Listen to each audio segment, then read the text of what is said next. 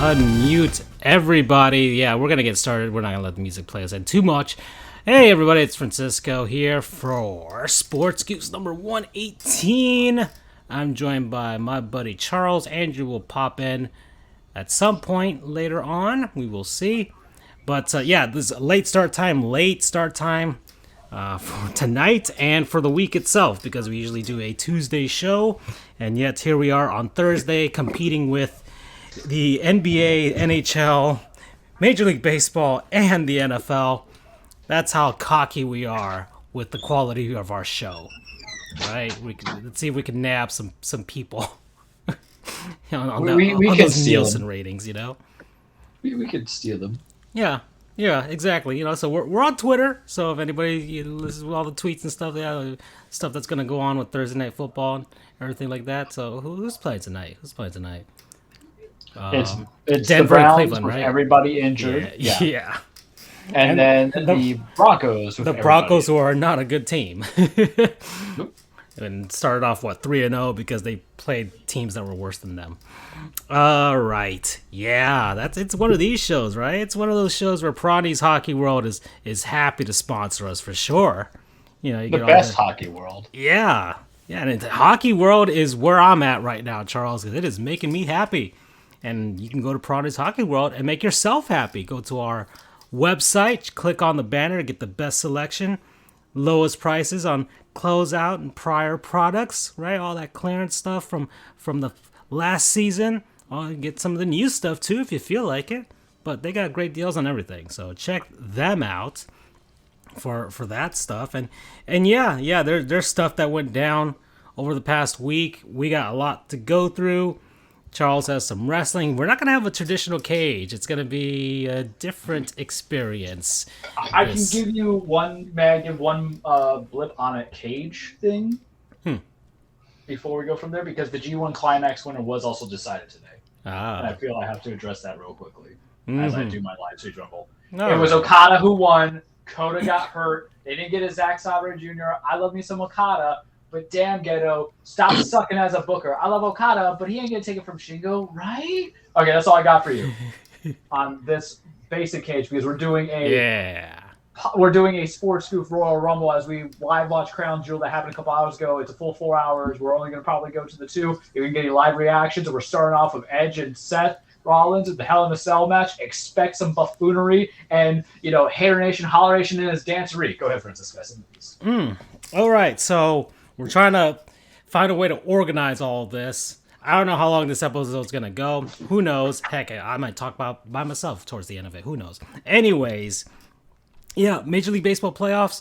All right, let's jump into baseball. Let's just go right now. Let's go with baseball, all right? So we'll start with the National League, because that's the league. I guess there's less of the higher emotions from at least half of or 2/3 of our guys here. But yeah, I'm here now. Oh, did you know? Andrew's Perfect. Here. Hey, okay. Andrew, did you hear this disclaimer about what we're doing about the cage? I heard bits and pieces of it.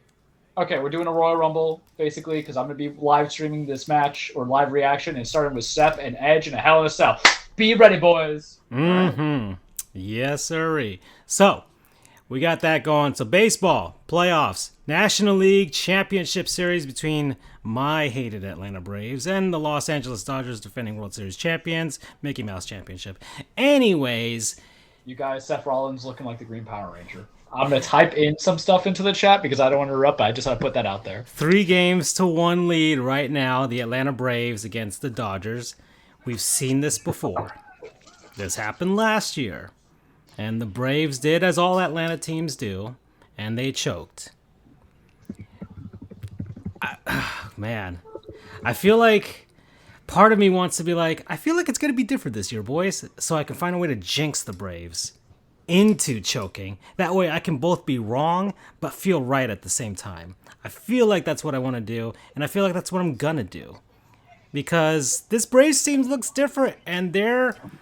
just got to put on a Brave face. There we go, Freddie. There we go. The only guy that I can't seem to beat any of the personal records of in Forza Horizon 4, because, man, you played that game a lot. And I cannot surpass you. You are very much more skilled than I am with regards to virtual driving. Anyways, yeah. The Braves are up. They are hitting. They are finding ways to keep the Dodgers from finding any sort of footing, but sheesh, man. Yeah, Forza. That's more Yeah. That's more battle fatigue, though, man, Yeah. when it comes to, because Trey Turner's now out, Kershaw's out, everybody's kind of injured. And I know what they're saying, Charles, you can't pull the injury bug, but why not? I mean, I'm not saying the injury bug, those guys out there, is going to afflict the whole thing, because it's been blown runs basically in the first 4 innings. But, you know, you got to give the Dodgers a little bit of the benefit of the doubt, right? Because no one likes to fall behind 3-1, but it's not like they're 3-0. Well, you can see how the Braves can be beaten if the Dodgers just keep their heads together. Well, they've started Albert Pujols tonight, so we'll see if that works for them. They are at home, so they might get one of those like last minute pushes. I mean, this is their game 5, so it's the final one in LA, and they'll have to try and find a way to beat them over in Atlanta if they're going to pull this off again. But it's different this time. There are crowds. There are people in the stands. There's way more pressure. And you're saying Dodgers are paper champions, just, you know, Rona champions, and that's it. Well, they need to legitimize that Mickey Mouse championship. The Lightning did it, so it's their turn. The Lakers didn't do it, so yeah. LA teams maybe they fold when it comes to actually being in front of other people. Maybe that's the way things are. I mean, the Lakers surely, you know, folded in their opener against the Warriors. I'm gonna say it. I'm gonna say it right now. Yeah, there's some petty leaning over. Yeah, so by the way, NBA opened on Tuesday, so the Heat opening tonight against the Milwaukee Bucks. So that's all going down. And lots of stuff. Save that for the NBA portion. Yeah, we're gonna save that for now. But let me ask you this though: are the Braves just kind of, are they good, or are they just kind of playing a gas team? Because they were kind of unexceptional the first go around against the Brewers, and I've watched a couple of the NL games. I'm just like, I think it's more the Dodgers kind of screwing it up than the Braves putting out there. And maybe it's just because I don't know anybody really that's on that team besides Freddie Freeman. And I know who's on that roster, so when I make that declarative statement, it's because I'm being a dick. Plain and simple. But if I can name you all the Dodgers things, and I also don't think Snitker is a fantastic manager, but I'll give the Braves credit. They don't have an ace pitcher. They don't even have a 4-star pitcher going on there.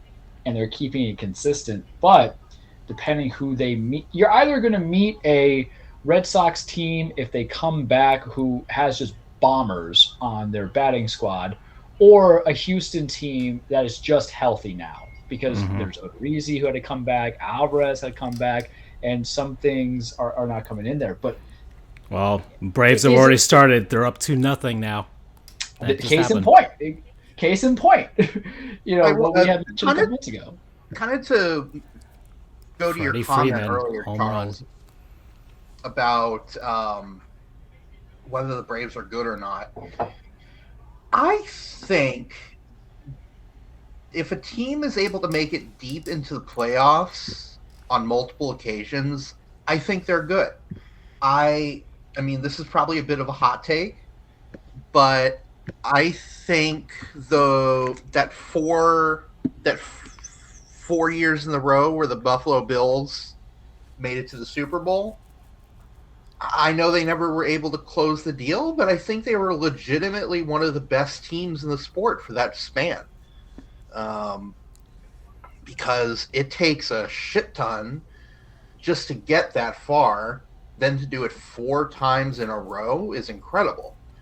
I mean, like I said, they didn't close the deal, so obviously, you know, kind of like the 1990s Braves, you know, they had that huge streak of 14 consecutive seasons where they won the division. Yeah, and they only made it to the World Series 95 in a strike shortened year. Yep. 95 and then 98, I believe. 95. No, they lost the World Series in 1991, 1992. They won in 95. They lost in 96, and they lost in 99. Oh, 99. But my question to you, Andrew, is in comparison to those Bills teams to the Braves now, because going to 2 NLCS in a row is good, but doesn't that just mean that you're dominant in a weak sauce, standing in the sense of that pennant, that league, whatever the hell they call it in baseball, the conferences? Because you have that, but then you have the true teams that are just dominating. That Heat era, baby, with them big three, or with the Patriots in the resurgence of Brady's career before he left to Tampa.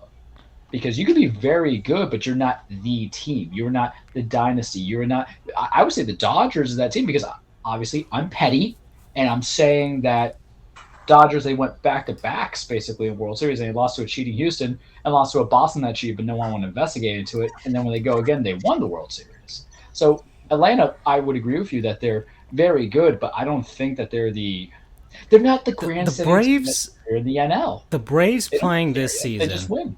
But the Braves playing this season, having seen them, because they play the Marlins in the same division. They lost Ronald Acuna, and I blew my load on that night. I was there. I was there when it happened, too. It was a great day. But Edge just had an execution. I edged for sure on that day. Anyways, damn it, man.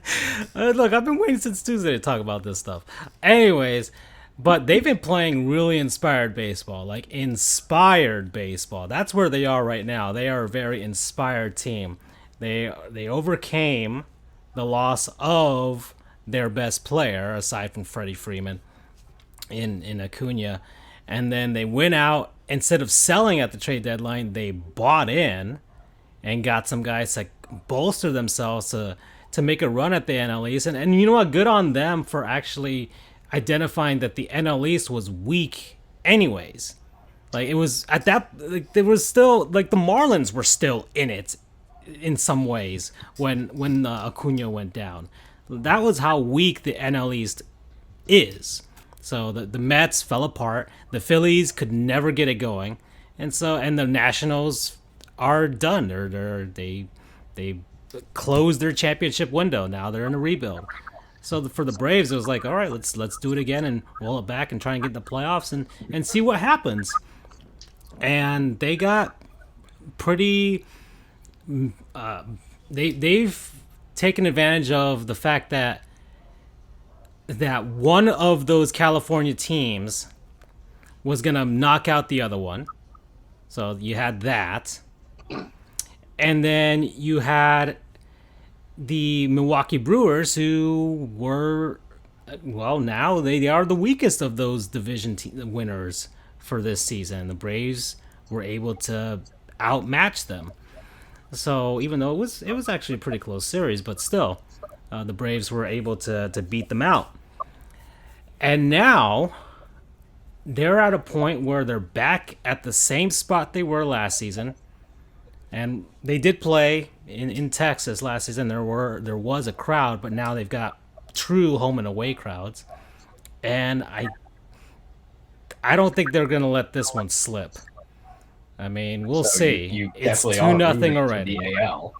It's 2-0, but I don't think they'll have enough to beat the American League champion. But that may be part of my bias.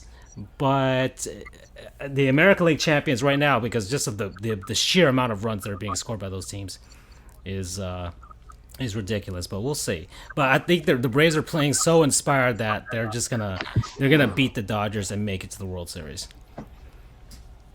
Well, I will add this. I didn't really read it full, but apparently Mookie Betts said that this 3-1 deficit feels different than the 3-1 deficit last season.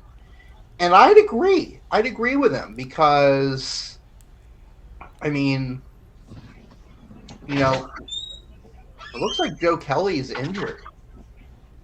Oh. I'm watching the game right now, and trainers heading out to him. Yeah, it's still at the top of the first right now, and it's been sitting there for quite a bit. So yeah, maybe that's. Nope, and he's gone. He's out. Okay, well, there's that.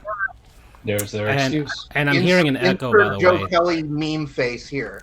I'm hearing an echo, by the way, from someone's speakers. So, yeah. What was it?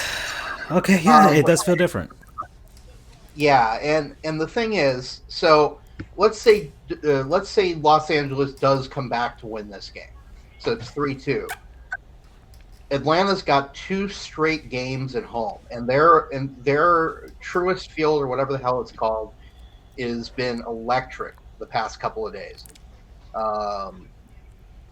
So whereas last year it was literally neutral territory. I don't think anyone was allowed in, or if there were, there was a small crowd at Globe Life, whatever, in where the Rangers play in Arlington.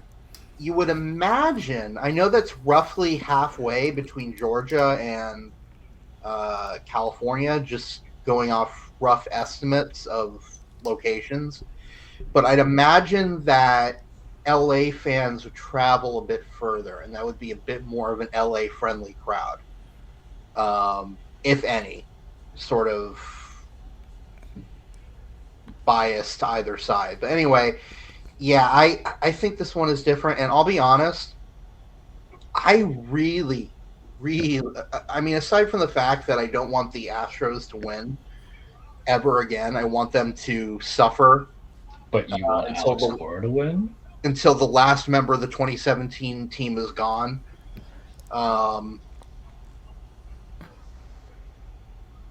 I would, aside from that, I think it would be really cool if the Braves and the Red Sox met, and here's why. That would be an all Boston matchup. If we're going all the way back, the Braves started in Boston, then moved to Milwaukee, then moved to Atlanta. Ugh. So I couldn't give a shit about Alex Cora. I think. Well, yeah, you're gonna rub them nuts about Boston. You have to think of what you put in the universe. We all just said we don't think the Braves are good enough to win the World Series, and you leave that hope to Alex Cora just getting it clean. Well, we all have separate things that we want from this universe, but I want chaos. Continue, Andrew. Continue, Andrew. Well, I believe in as much as I believe in chaos, and I would love chaos, I believe in justice as well. And Alex Cora was the cheater. One of. The figurehead. He's the I Corleone. want to use an analogy here, but I don't want to bring it up because it's a bit controversial.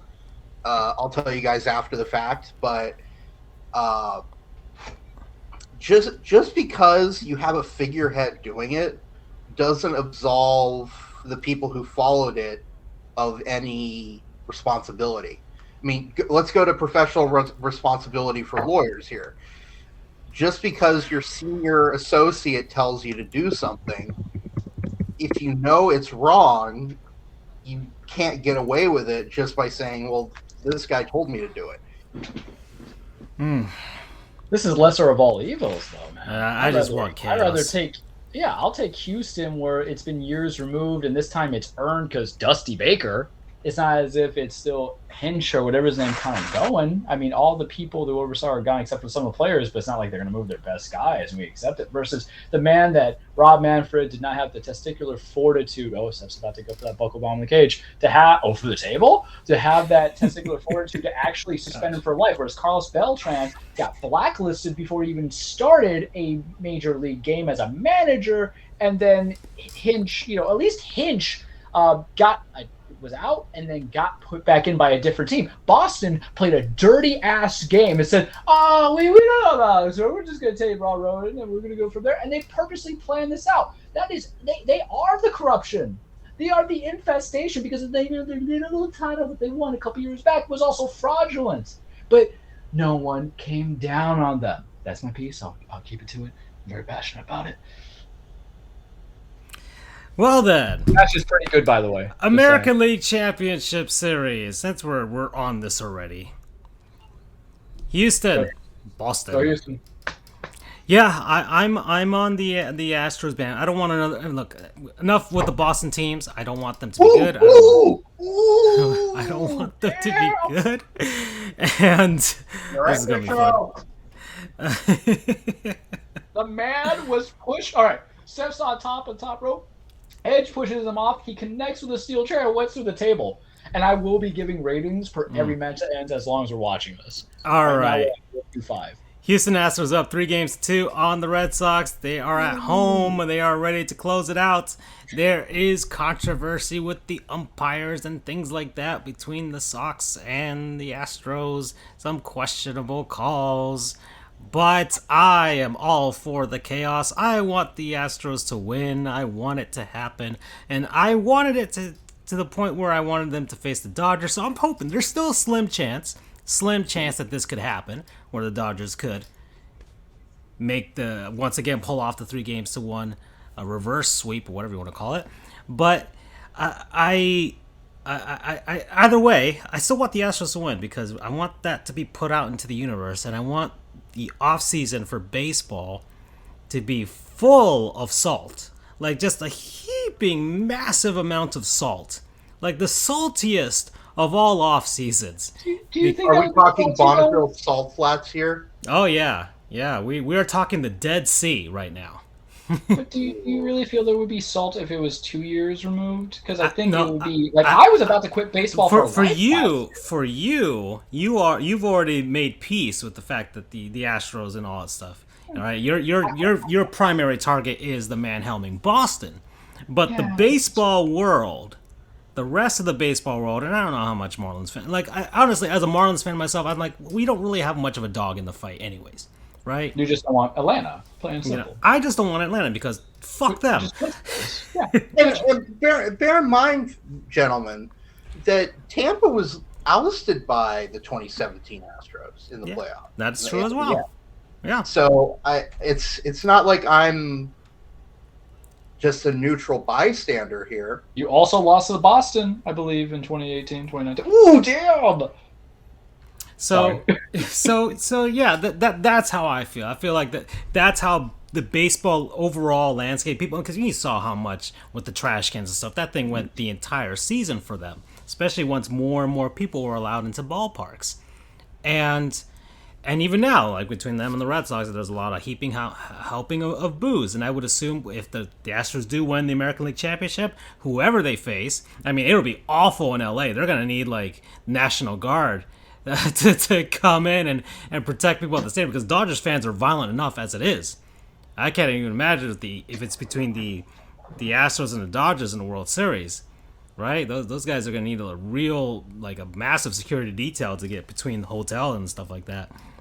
But yeah, no, it's going to be crazy, and I want the chaos, guys. I'm all for it, right? The Marlins made the playoffs last year, all that stuff, but it was whatever, Mickey Mouse, right? Oh, it was all that stuff. So yeah. No, let's go with chaos. That's what I want. So bad right now. Edge, what the hell are you doing, bud? All right, is that all we have for baseball? Is that all we want to talk about for baseball? No, I got one. The universe clapped back on me last week when Andrew wasn't around. Damn, Edge just went from the top rope of a chair. I when Andrew was not on, I did my clapback segment. It was basically kind of giving everybody who gave the middle finger to the Yankees. I gave it back to you guys tenfold. But the universe clapped back me. Why, boys? Because guess who's back? Back again. Aaron Boone's back. Damn it. Yep. Why? 3-year deal. Technically, it's a 2-year deal with an option. His contract actually extends past Cashman, which scares me because I feel like Hal is going to be like, well, I got a yes man and I got a guy who's been around too long, so I think he's actually going to let Cashman just walk away at the end of it. I don't like it. I wanted Rick Renteria. I wanted everybody but Aaron Boone, to be honest with you. And now our focus is going to be on a shortstop, which is fine. Give me Trevor Story and his overrated ass, please. Or, we deny Jose Altuve. Just, you know what you got to do? You got to resign Aaron Judge. Plain and simple. Just do it. But that's the universe clap back on me. That's the universe clap back on me for talking trash about Tampa when Andrew wasn't on the show, because it was plentiful, Andrew. I don't know if you heard it, but I was mean about Tampa Bay. Yeah, this reverse clapback is brought to you by House of Ashes, another video game today. Yeah, we got some neat stuff. Got some spooky stuff this month. Aaron Boone was back for blood, apparently. Yeah. Joined in on the co-op from Turtle Rock Studios, who made Left 4 Dead 1 and Left 4 Dead 2. We all always love Left 4 Dead 2. We love Coach. My dog's even love it in the background if you can hear it. But that's all I want to say about the MLB in regards to that. It's like, why? And I knew it was going to happen when it wasn't like an immediate fire. Whereas you have the Padres who are like, let's just fire this guy. And you have the Cardinals. That was the other thing. The Cardinals fired their manager after they went on that hot run and get a limited division round or the wild card round. And they said, philosophical differences. Whatever that means in baseball. One day, maybe you two fine gentlemen who know the sport better than I do can explain to me what philosophical differences in baseball means, because to me it only means, are we going to spend or not spend? That's it. Philosophical differences in basketball and football, I'm assuming in hockey, makes sense when it comes to lineups and everything like that. What is philosophical differences in baseball? But he was out. I thought that was dumb. The most I can think of is if you want a more defensive-minded team than like a team that puts up offense, but it's still kind of in baseball it's kind of weird. I mean, our Marlins GM even stated this season, she was like, I didn't, because the Marlins actually scored a ton of runs. Francisco, wait, we're recapping the NBA. 26-5, Miami Milwaukee. Suck it, you're raised. Oh, I just looked at the score crawl. Well, look at that. All right, well, Let's move on. I want to do a segment here. I want to do real MVPs. Okay, I've been sitting on this for quite a bit. And do I even have a graphic for that? I keep forgetting. There it is. There's gosh darn it. So real MVPs. I got two of them. For this week, and you guys can name a couple other ones. But I'm gonna go with one that's actually serious. Enes Kanter. And I think, yeah. Enes Kanter. So he spoke out against China and posted some things on Instagram that were pro Tibet, free Tibet and all that stuff.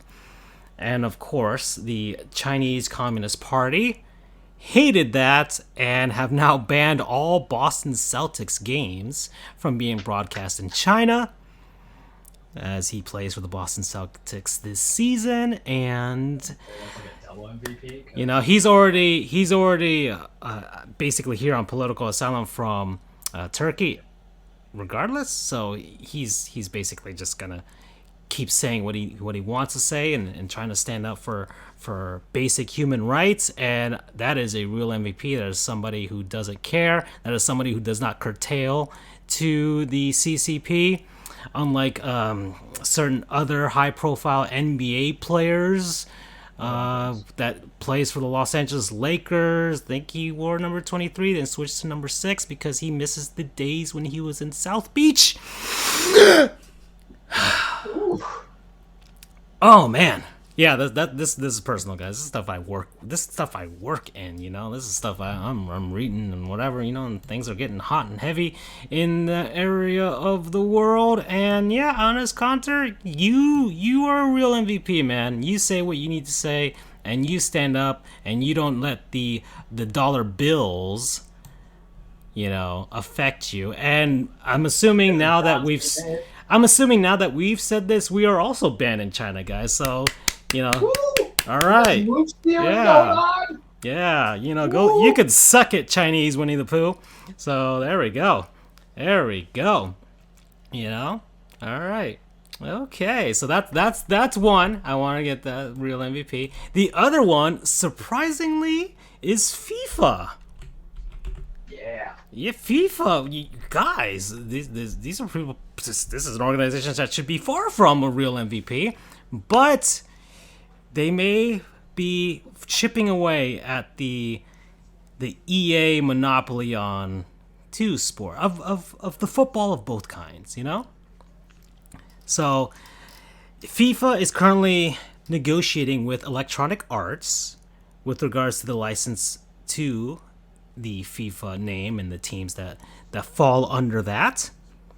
As of right now, they are asking EA to pony up about $1 billion, as I, do the Dr. Evil thing, for every 4 years to keep the exclusive license. Or else they will move on and let their license spread to others. So this is huge because FIFA is massive around the world, even here in the United States.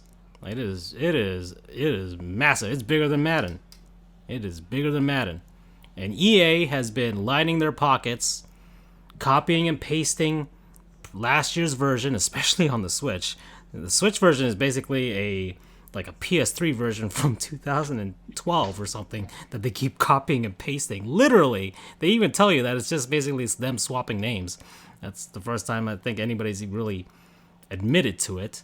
But yeah, EA may lose it, and I'm hoping they do because I think FIFA sees more dollar signs. They're losing out on all that Ultimate Team money and things like that, and they're like, what if we spread that out to other companies and have more FIFA games, more FIFA mobile games, you know? Maybe they saw what happened with Disney and the Star Wars license. Like, you know, we don't want EA dragging our name through the mud as they did with the release of Star Wars Battlefront 2. And EA right now, who's facing lawsuits in Europe with regards to their, as they called it, surprise mechanics, basically loot boxes and microtransactions that are siphoning money from a lot of people. It's essentially legalized gambling, for now at least. That's what EA does, and that's what EA's into. So FIFA doing this and allowing the license to go to somebody else, might have some first party, like Sony might want to make one of their own, or you could have 2K trying to get into the game, or just various mobile developers that will probably want to get that license and have that stuff on the phone. And yeah, and it doesn't mean that FIFA is, holier than thou and is trying to stop all of this microtransaction stuff. No, they want to get in on it, but anything that can stop EA from having these exclusive licenses and also for getting us back to the days of like the late 2000s or the early 2000s and the late 90s when there were just so many different types of sports games for all of the sports, right? There was a variety of things and people could find the series that worked for them, right? Some people weren't into World Series baseball, but you're into All-Star baseball, you're into the MLB series on PlayStation and stuff like that. There was more of a mix and a match and a variety, and we're hoping maybe the NFL will follow suit, but I think maybe the NFL has less of a soul than FIFA, which is quite a statement. But yeah, that's what's going on right there. So I'm just gonna give them a real MVP for that. Yeah. They also have Konami has the PES league. Oh, don't even talk about Konami right now. Screwed it up. Yeah, they screwed it up. Don't even talk about why FIFA is gonna want to get a cut of it. All right, so we're gonna go. This kind of something's about to happen. We're gonna go. Oh, something's about to happen. Charles, I love how I'm trying to make this segue, but Charles, is this live? yes. Well, this was from a couple hours ago. But he's watching it for the first time. They were in Saudi Arabia for the pay-per-view, but I was at work. So this was today. Yeah. I've kept off the spoilers, so I had planned on doing this live stream, and the first match is this, and I was like, this is probably going to be the best match on the card. So you're going to start me with this, and you're going to start the show with this? Our show?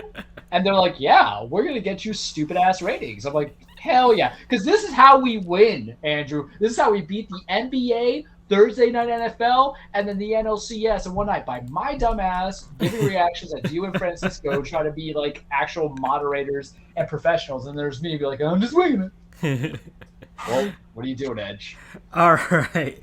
So I want to get to Gottlieb's Goons because Gottlieb's Goons. Because I have a lot of goons, guys, and this is what I've been waiting to talk about all week. We finally got some real MVPs. It's been a while since we have real MVPs, but the sports world hasn't had many. There were two true notable ones, but now we have some. But yeah, we're gonna give one to Konami, Charles, because that I didn't mean to actually talk about them, but we're going to because they released what I think it was called eSoccer or something like that on. I think it was on Steam only for now, and it's basically their next evolution of Pro Evolution Soccer. It's free to play and all that stuff, but apparently they botched everything about it. The animations, everything was botched about it. So they screwed up there, and that's gonna be fun. So that went down. Everybody talked about that, and there were some pretty funny glitches and stuff like that. People made memes about it from I think I can still download it. I should have downloaded it and had it in the background for everybody to watch the madness. But e-soccer, that was a big blunder by Konami, or eFootball. That's what eFootball, e-soccer, whatever you want to call it. But that was a big blunder by them. So there's that. But next, I do want to talk about. All right, the Washington football team, guys. The Washington football team, they are goons. So, as you all know, they are being investigated right now for many scandals. And there's a massive cloud hanging over the team. And really, I mean, it's always been there, but now it's darker. It's much darker. And of course, Dan Snyder is a horrible owner.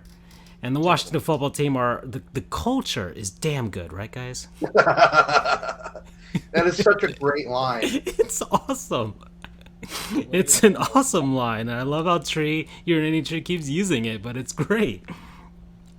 The culture for the Washington football team was like, you know what's a good thing that we should do?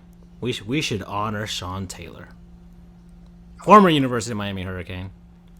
Tragically died back in 2007 protecting his family from an armed burglary, and died young, and was 24. Yeah, died young. I'd already made 3 Pro Bowls by that point. Was just a superstar, and who knows what could have been with the rest of his life and career. And he played for the Washington football team at that time. And they did honor him with a place in the Ring of Honor. That seemed appropriate, yes. And he only played 3 or 4 seasons with them, and that was it. And unfortunately, but they decided, that was the honoring that they would do for him. Well, guys, they are getting investigated, and of course John Gruden was fired because of this investigation, because his leaked email was to the president of the Washington football team at the time. Allen. Yeah, exactly. So that's the reason that came out, and who knows what else is going to come out of this, and that's going to be fun for the rest of this season. But the Washington football team is like, we gotta get the public support back, guys. We gotta rally the team. We're second in the NFC East, even though we're never gonna catch the Cowboys. But we need some good feels here. So they decided to retire Sean Taylor's football number, basically his number 21, and it seemed like. That seems like a nice gesture, but 14 years later, guys, 14 years later, that's when you decide to retire his number, and you just so happen to be investigated by federal agents with regards to all your sleaziness around the same time. Okay, fine. Right when somebody got fired for something they were even an employee of your organization for? Exactly. Okay. All right, Washington football team. We'll bite. When's the ceremony? Oh, well, we're announcing it this Thursday right now, and it's this Sunday. Oh, this upcoming Sunday. What do you mean this upcoming Sunday? Yeah, we have 4 days. Oh, you've got this all planned out, didn't you? Sure we do. Well, the Washington football team had this ceremony, and it was as hastily put together as you could imagine. There's a wonderful tweet by a Washington football team beat writer or somebody covering the NFL as to just the sheer lack of anything for that ceremony. They did bring his family, but Sean Taylor's brother didn't even know about this happening at all. And the team president right now said, "Oh, we've had this planned for months. We had this planned before the season even started." Oh, I saw this move. And you're like, no, guys, there's no way you guys had this planned before this started. And there's no damn way you had this planned before it started, because you would have told people about this. You would have planned it out and told them about this so you could get as much of his family there. So you get as much of your, because it was alumni weekend celebration too, right? So you could get as much of the alumni, at least that played with him or played with him at the University of Miami, to be there to honor his memory and retire his number. You would have planned all of that, Washington football team, but you didn't. You put it together as quickly as possible, and you're like, you had to pick something out there. And one of the very few things people remember about you guys lately, I mean, because you guys haven't won a Super Bowl since, 1990 or whatever? I'm not even sure, 92, 93 or whatever? Like, you haven't been relevant between that time. It was Sean Taylor. And nothing else, nothing more, right? And then you ruined RG3 and all that stuff, but whatever. So, like, they put it together. They named the street in front. This one gets me. This part right here gets me. They named the streets in front of the stadium, passing through Sean Taylor Road or whatever. They took the photo of him and his of not him, he's dead, but his family standing in front of the Sean Taylor Road, and behind them is the wonderful background of 4 porta potties. Because that's how shitty this honor was. Okay? And you know what gets me here is because, oh yeah, we're going to name the road in front of the stadium after you. You guys want a new football stadium. You guys want to move out of Landover, Maryland. You guys want to move to DC proper again. Maybe tear down RFK and move back in. So this empty gesture, it's an empty gesture, guys. It's an empty gesture. This empty gesture. I mean, it's the Kevin Spacey of gestures. If anybody talk about a reference to that. You guys named the frickin' street, and you don't even plan on being there for much longer. I mean, let's say within the next 5 years, you're gonna be gone from that stadium. So it's an empty gesture. They're going to tear it down, and I don't know what the hell they're going to put there, but it probably won't even be a road that's going to be Sean Taylor Road there anymore. There's not even going to be a road. Who knows? So there you go with that. Dan Snyder met the family, but Dan Snyder can't be around the football team right now. So I don't know where he met them at, maybe at the hotel or whatever, but he shows up. You know, for a ceremony like this, you would think, or at least for a photo op, you dress up in the suit and tie. Dan Snyder's a classy guy. He met them at the Burger King because that's what he thinks of everybody. That's not him. No, I would not indignify Burger King with Dan Snyder's presence. Yeah. Okay, I would agree with you on that. What's the lowest of low when it comes to fast food? Checkers. I literally had Checkers for dinner. Shut up. Their chicken's fine. Waffle House. He met him at a Waffle House. There we go. What the hell is wrong with you? I'm trying to think of a sleazy place. Long John Silver's. Yeah, Long John Silver's. There we go. Because when you should never have fast food fish to begin with. There we go. Long John Silver's. Met him Long John Silver's. This match was a 4.75 out of 5. It is not a Dan Snyder 4.75. And he took a photo with them wearing a Washington football team hoodie. And that was like, it was. Maybe he took it for Applebee's for 2 for 20s. It was bad. And then the ceremony that they did have had no speeches, nothing. It was just like, oh, here's the family. They take a photo with the plaque or whatever, the retired number or the framed jersey, and okay, that was it. Not much fanfare, not much pomp or circumstance at all. And then they had like the number 21 spray painted onto the field and stuff like that. And then they were placing the Kansas City Chiefs. So not only, okay, this is another thing. Not only did they do this, they decided to do this scheduling against a team that they were surely going to lose to. So you would think they'd at least, well, against the New York Giants or something like that, a team that they could possibly win the game, and have some good fields. And, and they're in your division. I don't know if you've played them already, but still, or against the Eagles. I don't know. You all suck, right? You're gonna lose to the Cowboys, so you can't even do them against them. But yeah, so you lose to the Chiefs. Patrick Mahomes. I don't know who his brother was until this happened. I didn't know he even had a brother. So apparently his brother does like a stupid TikTok dance on top of the number 21. And sports fans, it depends on the situation, have a real thing with you standing on a logo or a number or something like that.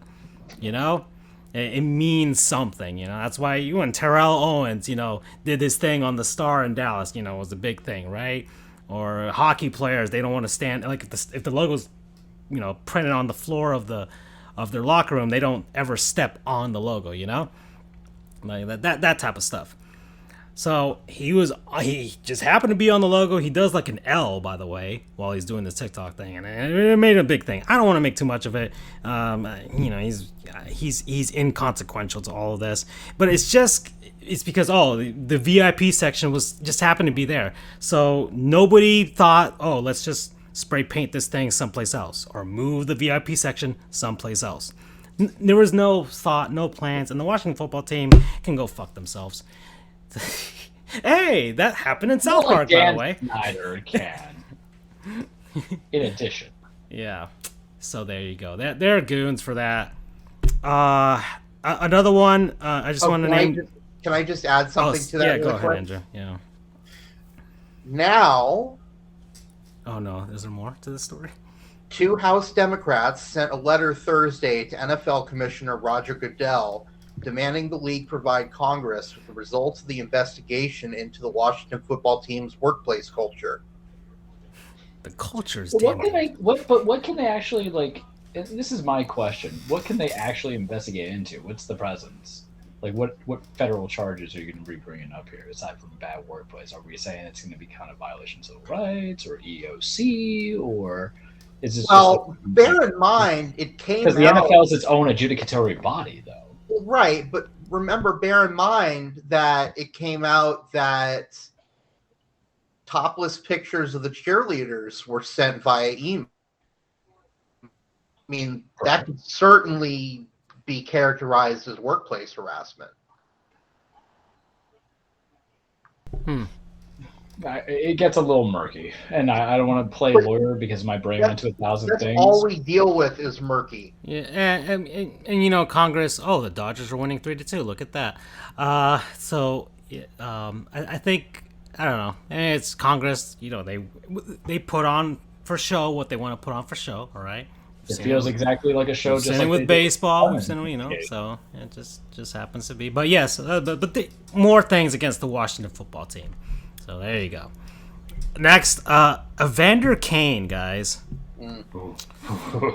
Even I know on this, and I'm just always in. It's like I'm reborn. Yeah. And got Evander Kane. I used to defend him when he was back in Winnipeg, and I always thought he was. I don't know. The Winnipeg Jets fans were, I don't know, putting too much on him, or he was misunderstood or whatever. And then he goes to Buffalo, and nothing good ever happens in Buffalo. And then he goes to San Jose, and it seemed like, he was going to get his stuff together in San Jose, but, he's had problems with regards, maybe some DV issues with his wife and things like that, but the gambling, guys, and he's had a gambling problem for quite a while. That really has affected his relationship with the NHL and the San Jose Sharks and himself. And he owes a lot of money to a lot of people. And this year, he faked a fake vaccination card. He sent a fake vaccination card over to the NHL so that he could play this season. And because of that, he's received a 21-game suspension.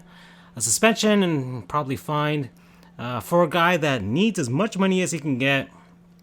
And it's not good. It's not good. Evander Kane, he's got talent, but he's got a lot of the ice issues, and it's just he could. I don't know how he can get some help or what have you, but. Do you want to know what the funny thing is about the vaccination card? What? So, people McLovin or something. That giving a forged vaccination card, aside from the fact that that's just stupid and funny at the same time, apparently it was not required to submit proof of vaccination. So he screwed himself. Stephen Colbert described it as high business. I know you're not taking drug tests, but here's a cup of urine from my. I didn't know that part. Wow, so he literally shot himself in the foot. Wow. Okay. It's just like a spouse who knows they're cheating, and they just blur it out without realizing it because they don't want to cause suspicion. And bear in mind, folks, 21 games. I mean, quarter of the season. In baseball, it doesn't sound like a lot. It's a quarter of the season. It's a quarter of the season. Yeah.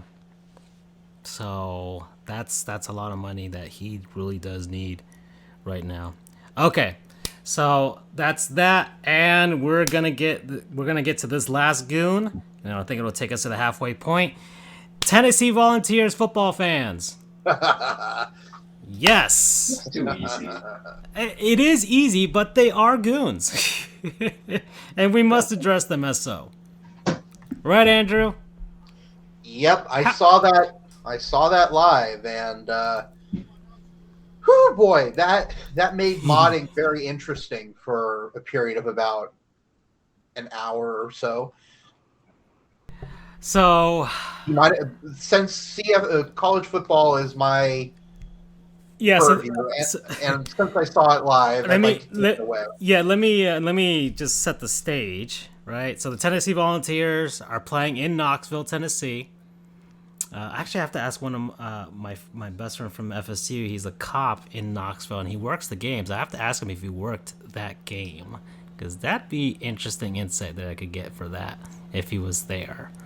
But, anyways, they're playing Ole Miss Rebels, right? And the head coach of Ole Miss just so happens to be a certain Lane Kiffin, who apparently is up for any job in both college football and the NFL for some reason. I'm not sure why, but okay. I think because his dad was somebody. I don't even know who his dad was.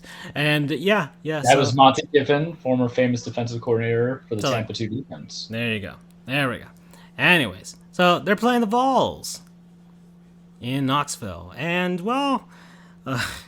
certain things happen, Andrew, and some of it involves mustard, one of my favorite condiments, but sure.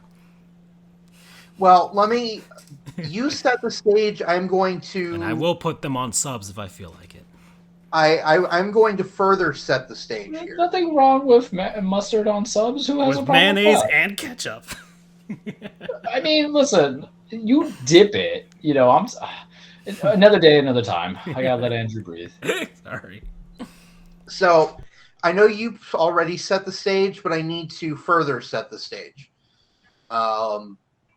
Because the whole saying about, it was a powder keg, I need to explain what was the gunpowder, and then what was the spark or the flame that set it off. So there is a trend in college football. It's no one's hiding it. It's no surprise. But since college football runs a lot of up-tempo offense where it's no huddle, defensive players get a bit tired because they don't have the chance to sub out if the offense doesn't sub out. So a lot of teams, what they'll do is they'll tell their defensive players to fake a cramp, to just randomly lobstering, right? What? Lobstering, right? Is that what they call it? I don't remember. Yeah, because that was like what the Canes fans were blaming FIU for doing, right? During FIU, yep. Yeah, mm-hmm. Yeah, lobstering, whatever. I think that was what they call it. Anyways. So that is, I mean, everyone hates it except the people that use it, obviously. But it's a part of the game now, and unfortunately, it's a part of the game that can't really go away because it's not like you have an X-ray machine on the field to see whether the guy's faking it or not. So you just kind of have to err on the side of caution and pause the game to let them get off of the field. I mean, there are some proposed solutions, but this is neither the time nor place. So both teams are using this tactic. Lane Kiffin and Josh Heupel are both hurry up, no huddle coaches. And so both teams naturally were using this injury tactic. Tennessee fans were pissed when Ole Miss did it, but they were okay when Tennessee did it. Okay, yeah, fine, whatever. But anyway, you're having an injury every 3 or 4 plays, maybe a little bit more or less often, but still it's happening again and again and again, and it's breaking up the momentum of the offense. So the Tennessee fans are getting really pissed. You mentioned that Lane Kiffin used to coach at Tennessee, right? Yeah, he did. He used to coach. He did what, 2007 or 2009? He was there for a cup of coffee, said he wasn't going to leave, and then he bailed. Right. So that obviously kind of plays into it as well. This is the first time that Kiffin has been a head coach playing at Tennessee, or this is his first time as a head coach at Tennessee since he was their head coach. He was an assistant at Alabama for a few years before he became the head coach at FAU, before he became the coach at Tennessee. So anyway, you've got the Kiffin element, then you have all of the fake injuries coming in. So you're starting to pour a bit more gunpowder into the fight. So it's a very close game going into the fourth quarter. It's less. I don't remember the exact score, but it's less than a touchdown game. Tennessee has the ball. They have a long 4th and 24 to convert in order to keep the ball, keep the drive going. They get 23 and a half yards on the play. But naturally, Tennessee fans thought that he got the first down. When the play went to review, they found it was correct. He did go 23 and a half yards. He was close, but no cigar. Tennessee fans didn't like that decision. And there's your spark. When the referee came over the PA and said that the call stands, immediately you start having, boos, but then you get water bottles, food, trash are being thrown. Mustard. And that's the crazy one, is someone threw a mustard bottle onto the field. I think it was Heinz. And then someone threw and hit Lane Kiffin, threw at Lane Kiffin and hit him in the right elbow a golf ball. Yep. I mean, a yellow golf Lane ball. not deserve it, though? We look at him. Not with a golf ball. Oh, I'm talking about the mustard. I'm not advocating golf ball. Well, if they sprayed spraying the mustard, I think that would have been whatever. But throwing the mustard, that's just wasting good mustard. This is true. Well, they think he has sausage fingers. A friend of mine, I asked a friend of mine while this was going on, I said, who brings a mustard bottle to a football game? And they explained, and this is quite clever, they said that it's potentially a way for someone to sneak booze into the stadium. Okay. Because it's not in a metal flask. It is Tennessee. Because it's not in a metal flask, so it's not going to be picked up by it is the state of metal Tennessee. detectors. Yeah, but if I could think of somebody sneaking in moonshine in any sort of way, it'd be that state. That's for sure. And that was actually a great joke. Kiffin was interviewed, and he said that some of the water bottles had brown liquid in it. And he said, he responded, he said that he doesn't think it was moonshine because he doesn't think it would be wasted on him. They would waste good moonshine on him. Yeah, that's a way to fire back. Yeah. So this happened. The SEC fined the university $250,000. Which I thought was very small, but it turns out that apparently that's the maximum amount they can be fined. Yeah. But well, they got fined. They lost that game, and they lost everything else, right? And they're still a dead program, so nothing of any consequence happened at all. All right. So, we're at the halfway point, gentlemen. So that means it's time for a word from our non-sponsors, people, places, things, concepts, what have you, that we have been enjoying over the last week. And, I'll start off.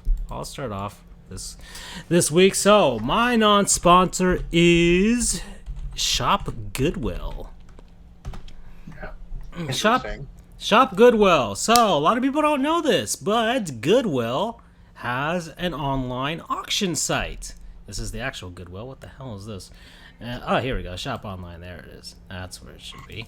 Anyways, so shopgoodwill.com, where you can look for all types of stuff on there. So, a lot of people donate their stuff to Goodwill, and then Goodwill has a bunch of nice and stuff for people to buy, just it's cheap and stuff and all that stuff, and yeah, you can go and get some clothes, get some stuff, but get a lot of stuff. And apparently, I bought something from Shop Goodwill, and they have things that I love, like video games. So a lot of people do donate their video games to Goodwill. They don't know that they may potentially be sitting on a gold mine, depending on what you actually own. So, Shop Goodwill, that's what I did.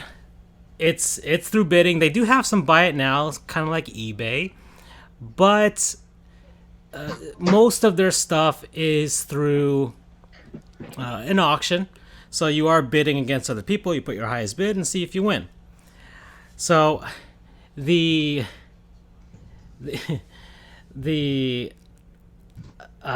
I got this time was a PlayStation 3. So I got a PlayStation 3 because I needed to complete the collection of consoles and stuff from 2007.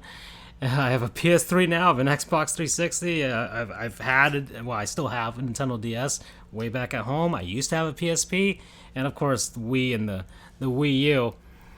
But of course the Wii didn't come out. But the button of video games. Yeah, I'm going back in time in some sort of way, but yeah, I haven't really I didn't really enjoy much from that generation that wasn't on the Wii or the DS.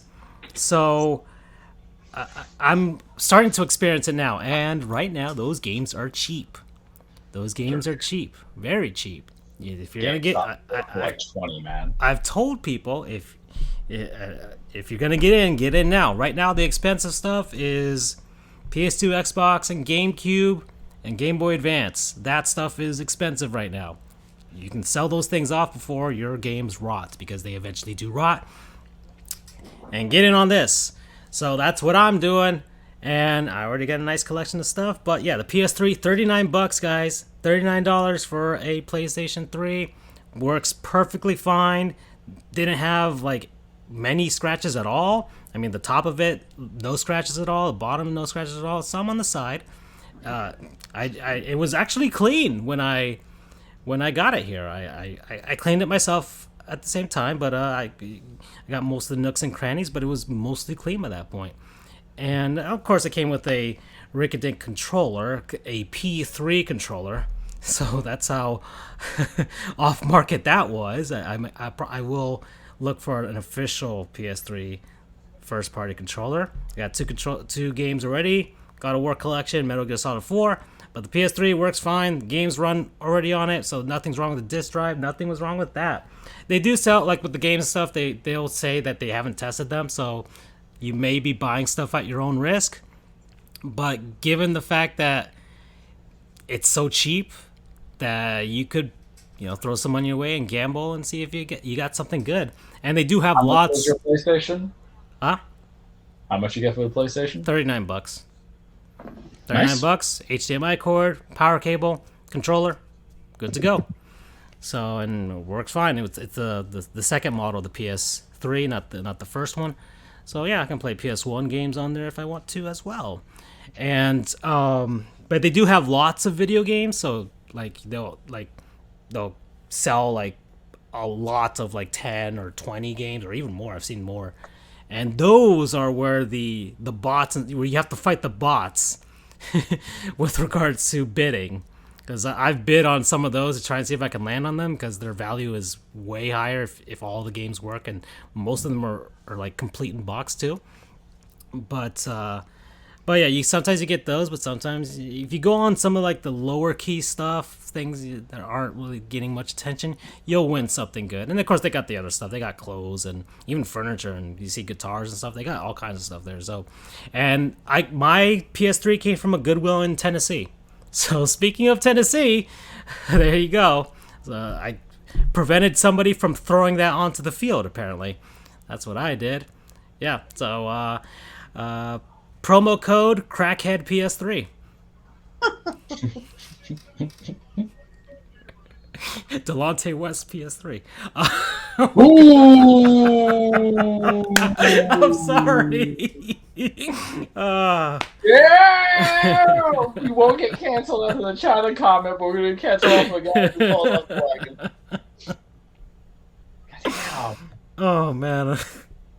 I feel bad now. I knew I was going to hell already, but I had a KFC Double Down a long time ago, but still. Who's going next? I'll go just to kind of keep it with the gaming theme. I know Andrew was sending us home. So this was kind of tough. I had a couple of different things I was thinking about, but this is one of the few times where my non-sponsor is basically going to be based off of other mediums that would go to me to want to purchase something. I was originally going to suggest the current game I'm playing, but I don't like to kind of give single-player games non-sponsors until I finish them, because what if I'm wrong with the ending? But you guys know I love wrestling. I am live streaming right now as we speak. Well, not live streaming. I don't do it like that because I'm technologically inept. But I'm giving you my play-by-play as I'm watching this at first blush. But one of my things I like to do in my slow time when I'm getting ready for the day, if I need a comedy laugh, is watch the gaming channel Up, Up, Down, Down that has Xavier Woods from New Day, also known as Austin Creed Wins. That's his handle and all that stuff. But Austin Creed. I've watched it for years. I loved their Madden tournament. I loved everything. And then they have like little segments. And what they created when the quarantine first started was Up, Up, Down, Down, Uno. The party, as they say. And it had him, Cesaro, Tyler Breeze, and Adam Cole, Bebe, who is now left. Very sad thing. Tyler Breeze, he was let go of his contract. Very sad. But one of the things they would do is kind of play Uno with each other, going from there to do with the social distancing and just seeing their reactions. And everybody loves Uno. I love Uno in person, just like give me the cards, and then you have the house rules and stuff like that. But being able to observe your favorite wrestlers play it, seeing their laughs, is kind of a connection. And then I told myself, man, maybe I'll buy this when I get a chance. And what do I see on the PSN network last week was Ubisoft's Uno for PlayStation 4. Play on your PlayStation 5, you have one just like me, or you can get it anywhere on any of the consoles for 4 whole smackrolls, with the Ultimate Edition being $8. Ultimate Edition including Uno, the theme cards. They have rabbits, they have Phoenix, they have, not Phoenix, but Immortals, all this other stuff, and they also have Ultimate Edition, which includes Uno Flip. So Flip is like the new modern take on it. And because I have watched Up, Down, Down, I guess it's like a two-part. I'll give a shout out to Up, Down, Down, but then we know where it's going with. I'm like, fine, I want to see Uno Flip, where there's like an inverse, where you can reverse the color scheme, where you're not stuck with certain things, where you have a skip all, a draw 5. And I was like, I'm going to buy it because my boys who I play Madden with, I'm like, guys, would you get this if we get this? So we can kind of like screw each other over and hang out and kind of connect, because that's what you do when you're 32 and everybody lives far the hell away. That's how you stay together. You can also play Back for Blood. Who doesn't love a good game of Uno? A good game of Uno. But virtual, I was kind of like intimidated because it's not the same. I can't do the smack talk. But I bit the bullet. I bought it. $8. It's nothing to me. I went with the Ultimate Edition. I was like, all right, this is just, some Taco Bell. I'll skip it. I'm trying to be healthy anyway. It's wedding season, holiday season. I'm going to gain weight anyhow. So I've been playing it sometimes at night. It's a perfect 30-minute to hour game that you can do before you go to bed. And I've been playing against some random people, both the regular classic Uno and then Flip. And they have some weird house rules. Like, if you play a 7, you can switch cards with people. If you play a 0, it has to move the deck along. You can call bluffs. You can see all this stuff. And it could be chaotic. If you went with just the normal rules, you're like, whatever, it's fine. You know what you're getting yourself into. But if you're putting down a 7 steals other people's cards, I can have 18 cards to stack. I play a 7, I'm seeing the guy who has 3 cards left. If I'm doing Uno Flip, someone's about to get Uno, I just flipped it, and you don't have that new color, and you have to go from there. If I did a skip everybody, if I did a draw until you get the color coordination, who knows how many you're going to get. And it's a lot of fun. And what I've been doing with it, boys, is just playing against random people. One day, me and my boys are going to come in there. We create our own party, but I think we'll just be the Gorilla Bear unit. That's an old school call out to us 15 years ago.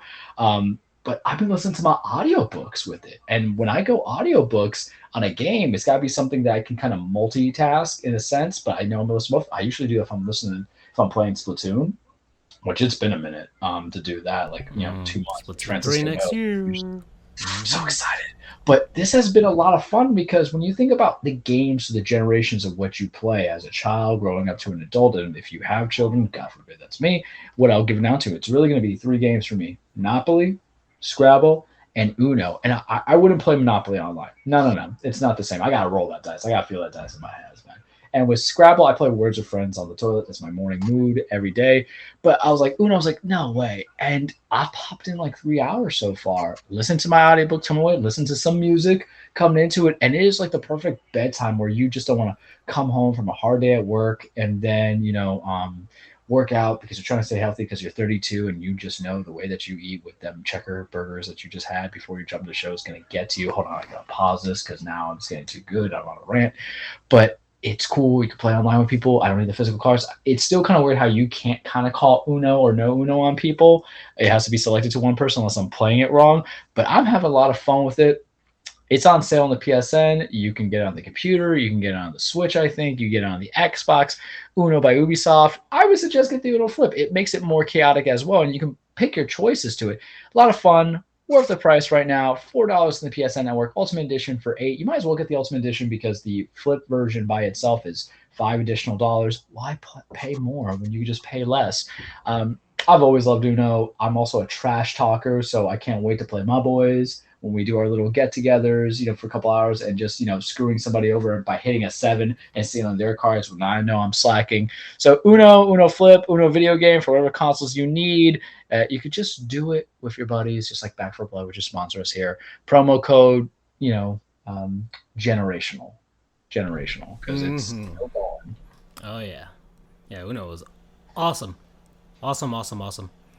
Yeah, I haven't played in forever. Sheesh. Yeah. I mean, I don't know if there's crossplay. Yeah. Smacking on you guys. I gotta. Well, let's see. I gotta. If you PC, PS3, Uno's on pretty much everything. Maybe on phone. Who knows? I'll check that out. Maybe that could be a thing. All right. Okay. Is Andrew? Are you there? Yep, I'm here. You ready for yours? Yep. Right. My non-sponsor for today is,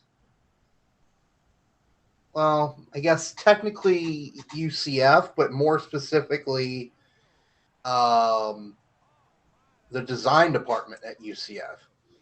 And I'll explain. So since 2017, UCF has had a special space game each year, where they wear space themed. Oh, this season's looks good. This season's are really good. I'm withholding judgment on them just yet because in lining them up with which is the best of the 5, but because I want to see how it looks on the field. But man, they are damn pretty. It's themed for the 40th anniversary of the space shuttle. Each of the numbers has little squares on it that are supposed to look like the heating panels on the underside of the space shuttle. The very precious heating panels. Very precious heating panels. And I can't think of the actual name for it. I say heating panels, but really what they are is heat shields. There we go, heat shields. They're meant to protect the crew during re-entry because it gets really hot when you're coming back into the atmosphere. So each of those numbers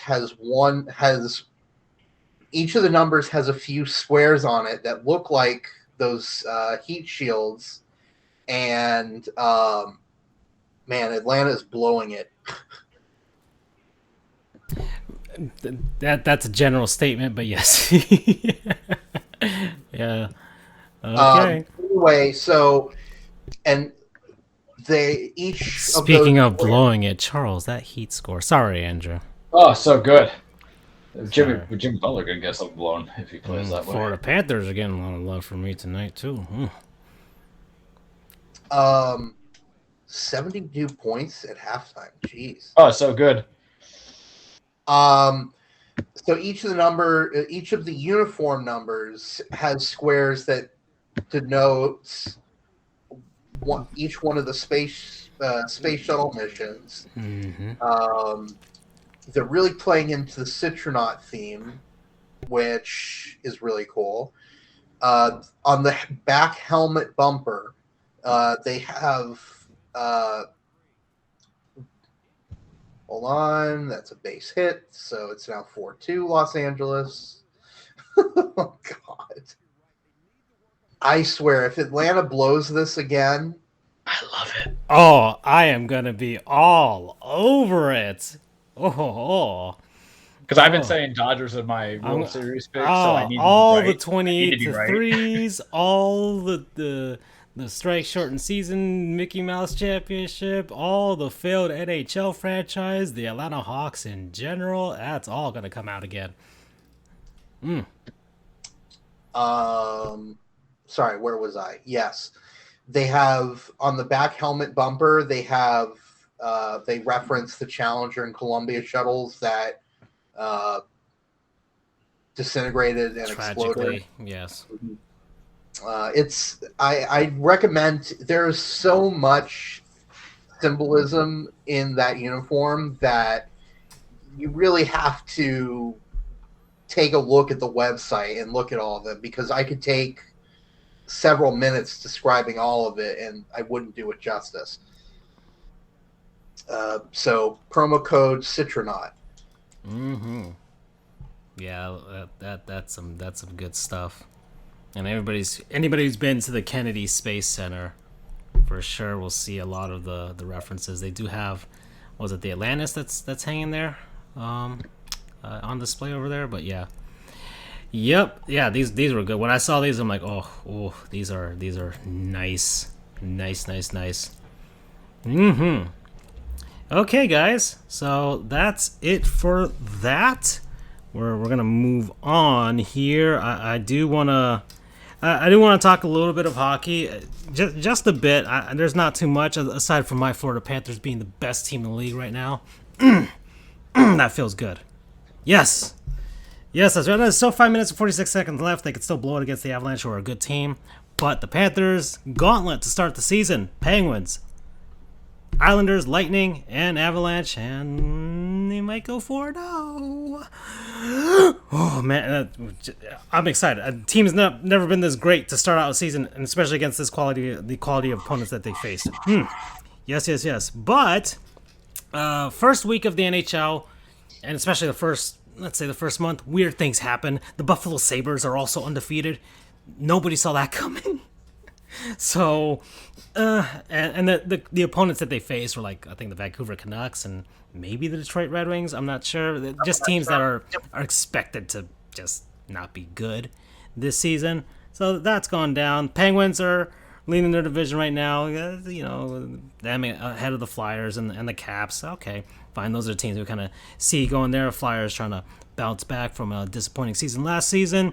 Leafs doing all right. The Rangers trying to continue with this rebuild, see if they can get back into contention, and what's that and what's new. And the Montreal Canadiens, who are defending finalist for the Stanley Cup, I guess that's what we're going to say for right now, have not won a game, and they are battered up and beaten and old, and likely last season was a Cinderella run that they wouldn't, given the circumstances of how the playoffs. It's okay to say the F word. Frauds. I wouldn't say they're frauds. I think they just went on a Cinderella run, and they just a last hurrah for guys like Shea Weber and Carey Price who are trying to win a championship. That was pretty much it for them. So no, because the fraud moniker is for teams that truly have championship aspirations and are contenders and just fall apart, a la the Philadelphia 76ers or the San Diego Padres, Whereas the Habs was just like a surprise run. That was more of a thing, right? Okay, Western Conference, St. Louis Blues leading their division, tied with the Wild. Same thing, they're undefeated right now. The Oilers, they are also undefeated right now. The Pacific Division is pretty weak. It'll probably be between Vegas Golden Knights and probably Edmonton to win that division. So we'll see with that. The Seattle Kraken are a team now. They had a pretty good opening game against the Golden Knights. They lost by 1. That's pretty commendable, but they've won a game. They beat the Nashville Predators for their first ever win. They're 1-3-1. They got 3 points. They're not expected to be as good as the Golden Knights were in their first season, but supposedly they're supposed to compete.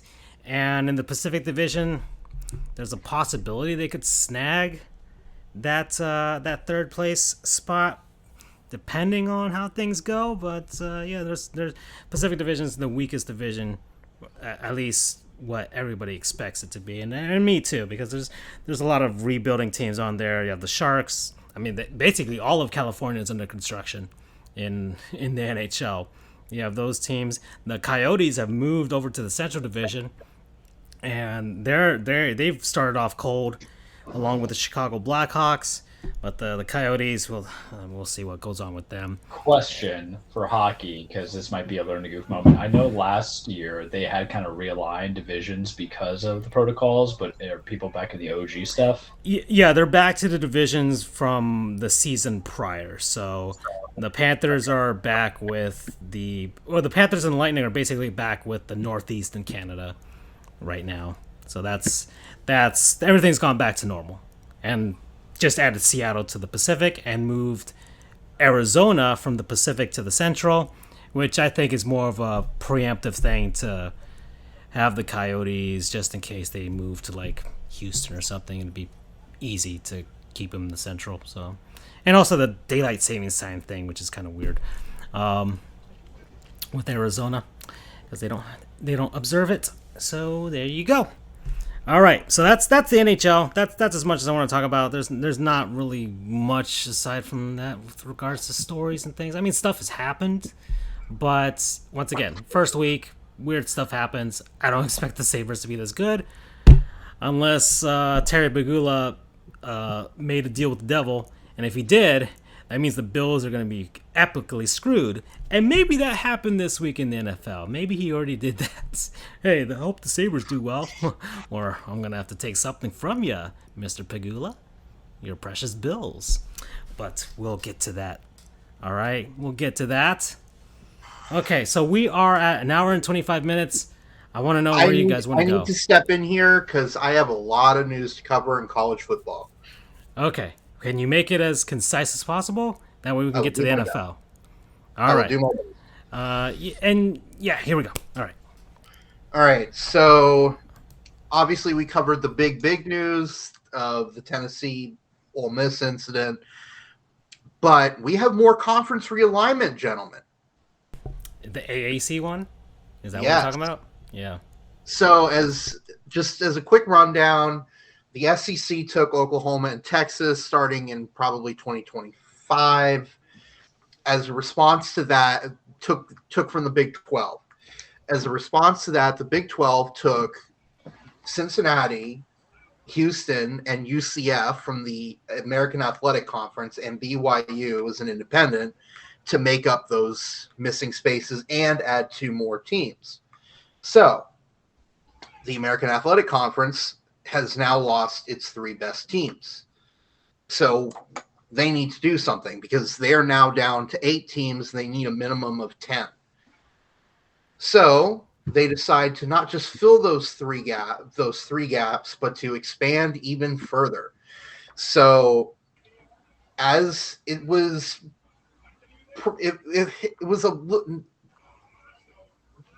not that secret over the past couple of days that this was going to happen, but it was official today. American Athletic Conference is adding 6 teams from Conference USA.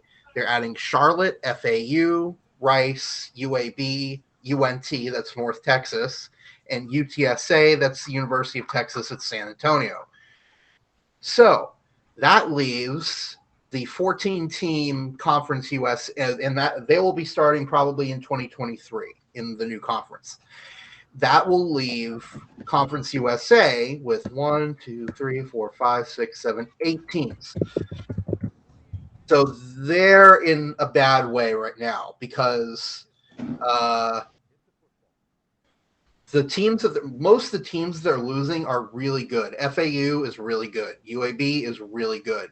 UTSA is on the rise. They're undefeated so far this season. They're young teams, so who knows where they'll be in a few years. Charlotte is also kind of on the rise team, and as a matter of fact, FAU and Charlotte. We saw Charlotte are playing right now. Mm-hmm. Yes, we did. Charlotte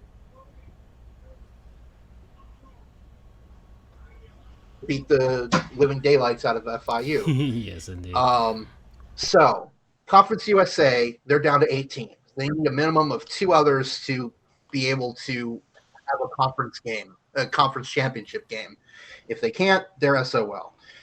So they are trying to find teams, but it also comes out that the Sun Belt Conference, which is kind of Conference US, the remaining conferences, you have the Power 5, you have the American, you have the Mountain West Conference, you have the MAC, then you have Conference USA and the Sun Belt. Both of them are located more in the southeastern quadrant of the country, which I'm including basically anything from Texas up to Virginia.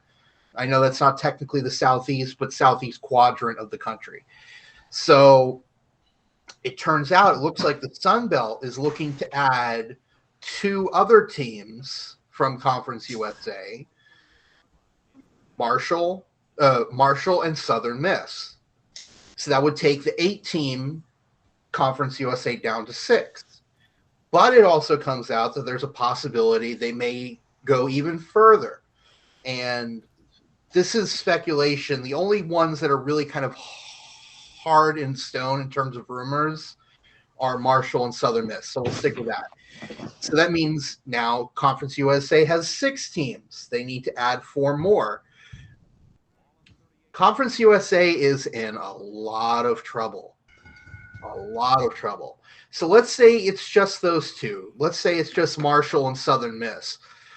That means FIU, Louisiana Tech, Middle Tennessee, Old Dominion, UTEP, and Western Kentucky. they're in bad shape right now. There is a good chance it fizzles. I don't want to say that the conference will fold. It's suspended. They're going to have to do something, and quick, because, like I said, 10 teams is the bare minimum. If you just have 8, you can find 2 teams from anywhere to pick out and try and fill out those slots. I mean, you have right now 6 independent schools. That's what I was going to ask. Well, I'm going to say 5 because Notre Dame, there's no semi-ACC. There's a better chance that I will win the lottery 3 times in a row than Notre Dame would join Conference USA. Mm-hmm. But so I'm going to leave them out of it. So the 5 actually kind of independent conference teams are Army, Liberty, New Mexico State, UConn, and UMass. I could say UConn. The only one that is anywhere relatively close to the conference footprint of Conference USA because they're located in Virginia. Army is in West Point, New York. New Mexico State is obviously in New Mexico and Las Cruces. UConn is in Hartford, Connecticut, and then UMass is in Amherst, Massachusetts. Those are nowhere anywhere close to Miami, Ruston, Louisiana, Murfreesboro, Tennessee, El Paso, and good old Bowling El Paso. Green, Kentucky. So, well, actually, New Mexico State is kind of close to. El Paso is about, I would say, like a 4 or 5 hour drive from Albuquerque. I don't know where New Mexico State is, but that's where Albuquerque is. So there you go. So you have 8 teams there. You need to find 2 more. There's a possibility you might add James Madison University, possibly Jacksonville State, which is based out of Alabama. So that would get you back to 10. But the problem is the Sun Belt is also interested in adding James Madison, has some interest in adding possibly James Madison, possibly Jacksonville State. And then the one thing I was hesitant to mention is there's also a possibility they might have to go after Old Dominion, which is another Conference USA team. So in theory, there's a possibility that 3 of the remaining 8 Conference USA teams will go to the Sun Belt Conference. That would leave 5. And then if they decide to pick off James Madison, that takes away one really big kind of hidden gem in FCS. I think they won the national championship last year or fairly recently. They're one of the top FCS teams. So whoever gets them is in good shape because at this point there have to be some FCS teams brought up because Conference USA, there are not enough teams that would join them that are currently in FBS to make them out to 10. So Conference USA, like I said, is in bad shape. That does not bode well for FIU. Good news for them is FAU says that they're still willing to play them in football. But man, for 2 teams that started at more or less the same time. I think FIU started 1 year prior to FAU. They started in 2001. FAU started in 2002. For 2 teams that have been so linked together for their entire histories, they've played in the same conference all the way through. They started in the Sun Belt. Now they're in Conference USA. FAU is now going leagues ahead of FIU. Moving on up. Yeah. So thanks a lot, Pete Garcia. Pete Garcia is the athletic director for FIU, has been for several years now. He has done jack shit to help FIU become even a decent program.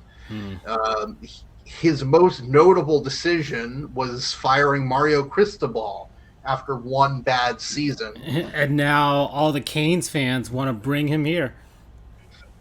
there's not a chance in hell that he would go to Miami. He's got a good gig right now and up in Oregon. I mean, Miami would have to pony up all of that money they get from their medical school. Yeah, they would have to pay. They would have to pay a king's ransom to bring him. All that tuition from the law school, baby. Right. We're gonna keep Manny Diaz for like another 5 years. We're Al Golding in it. Right. Hey, at least Al Golden wore a suit to games. Nope. We don't do that. We don't acknowledge Al Golden anything. If I had to give you a equivalent of Al Golden in a different sport analogy, y'all are missing Mark Richt, aren't you? I agree. You want to know what Al Golden was in baseball terminology? He was Grady. No, not even Grady Little, because he actually did something. You gotta get somebody who was like, oh, he's there, and we're just gonna keep him for a long ass time and not do anything. He was Clint Hurdle. He was Clint Hurdle. Yeah, that's a perfect thing. One okay-ish year, and then it kind of goes from there. He doesn't get the Ned Yost effect. I was gonna go with Buck Showalter. No, Ned Yost actually won a ring. Well, Clint Hurdle got the Rockies to a World Series, but I'm gonna say Buck Showalter. There we go. Buck Showalter. Yeah, Buck Showalter. Bobby Valentine, actually. Yeah, Bobby Valentine. Well, he actually got his team to a World Series too, so. Showalter. There's a difference between getting to the World Series and then how that World Series ends. I feel like it has to be. Okay, whatever. This is taking long. Okay, sorry, Andrew. So, anyway, that kind of ends that for right now. We'll see what else shakes out. But for right now, the only confirmation is those 6 teams are moving. Continuing the domino effect that started with Oklahoma and Texas going to the SEC in a few seasons. So we'll see how that shakes out. I thought there was other big news. Ed Orgeron is gone from LSU at the end of this season. He's coming to the Canes. Go Tigers. So Ed Orgeron brought. Andrew has lagged out. Eddie LSU. What? Yeah. Can you hear him? Yeah, he's lagged out. He's lagged out. This is like a Nintendo Switch Super Smash Bros. Matchup. Sorry, Andrew, you lagged out. Yeah, we can hear you. You just lagged out for like 10 seconds now. So okay. we heard nothing past Ed Orgeron got fired from LSU. He's actually still technically the head coach through the end of the season. Yeah, but he's gone. He's gone. He's gone at the end of the season. Ed Orgeron, like I said, head coach LSU. He won the national championship back in 2019 with Joe Burrow. A lot of people think that it wasn't so much Ed Orgeron. It was Ed Orgeron was in the right place at the right time because, I mean, everything's gone downhill from here. It was kind of a one fluke season where LSU, the stars aligned. That's what a lot of people are thinking. So, Ed Orgeron, that's also coupled with some of his off-field behavior recently. He's been seen hitting on women, even though he's not married anymore. He recently got divorced. But he was happily married until they got divorced shortly after the national championship. Some people are speculating that maybe he was become too full of himself and his wife wasn't having it. We'll never know, obviously. That's just all speculation from sports writers' articles. I thought it was more about the sexual harassment claims by players. But so he's gone. So after he was divorced, he was seen hitting on women, including one of them was the wife of one of the board of trustees for LSU, or someone high up in the administration. So that's not a good look. It's just all gone downhill from there. And then Sorry, Andrew. And then also add in the fact that supposedly he knew about sexual assault cases that were happening with the team that happened, and it's just a mess. It would take a while to go on and discuss all of it, but so he's gone. He's getting a big payout. Speaking of coaches being fired, and I actually am going to be discussing this in a sports bar episode. I'll probably shoot it tomorrow. I just lost it the last couple of days. But Nick Rolovich, who's the head football coach for Washington State, he and 4 assistants are gone. They're fired for cause because they did not get the virus vaccine. Oh, perfect subject matter for a sports bar, for the second ever, by the way. Yes. And then add to it the fact that he's filing a lawsuit now. So there's a ton of juicy information that can be discussed here. So anyway, Nick Rolovich, he apparently applied for a so I'll just do a quick background. Back in August, the governor issued a proclamation, which is essentially the equivalent of an executive order, saying that any state employees, and that includes people employed by private and public universities, had to be fully vaccinated by this past Monday, the 18th. Fully vaccinated. And that means, according to the proclamation, 2 weeks removed from either the second dose of one of the 2-dose regimens or 2 weeks removed from the one and only dose from the single-dose regimen. One of those. So I calculated out, or I'll skip that. I'll go into more depth in the sports bar episode. But he applied for, there are some religious exemptions that were allowed.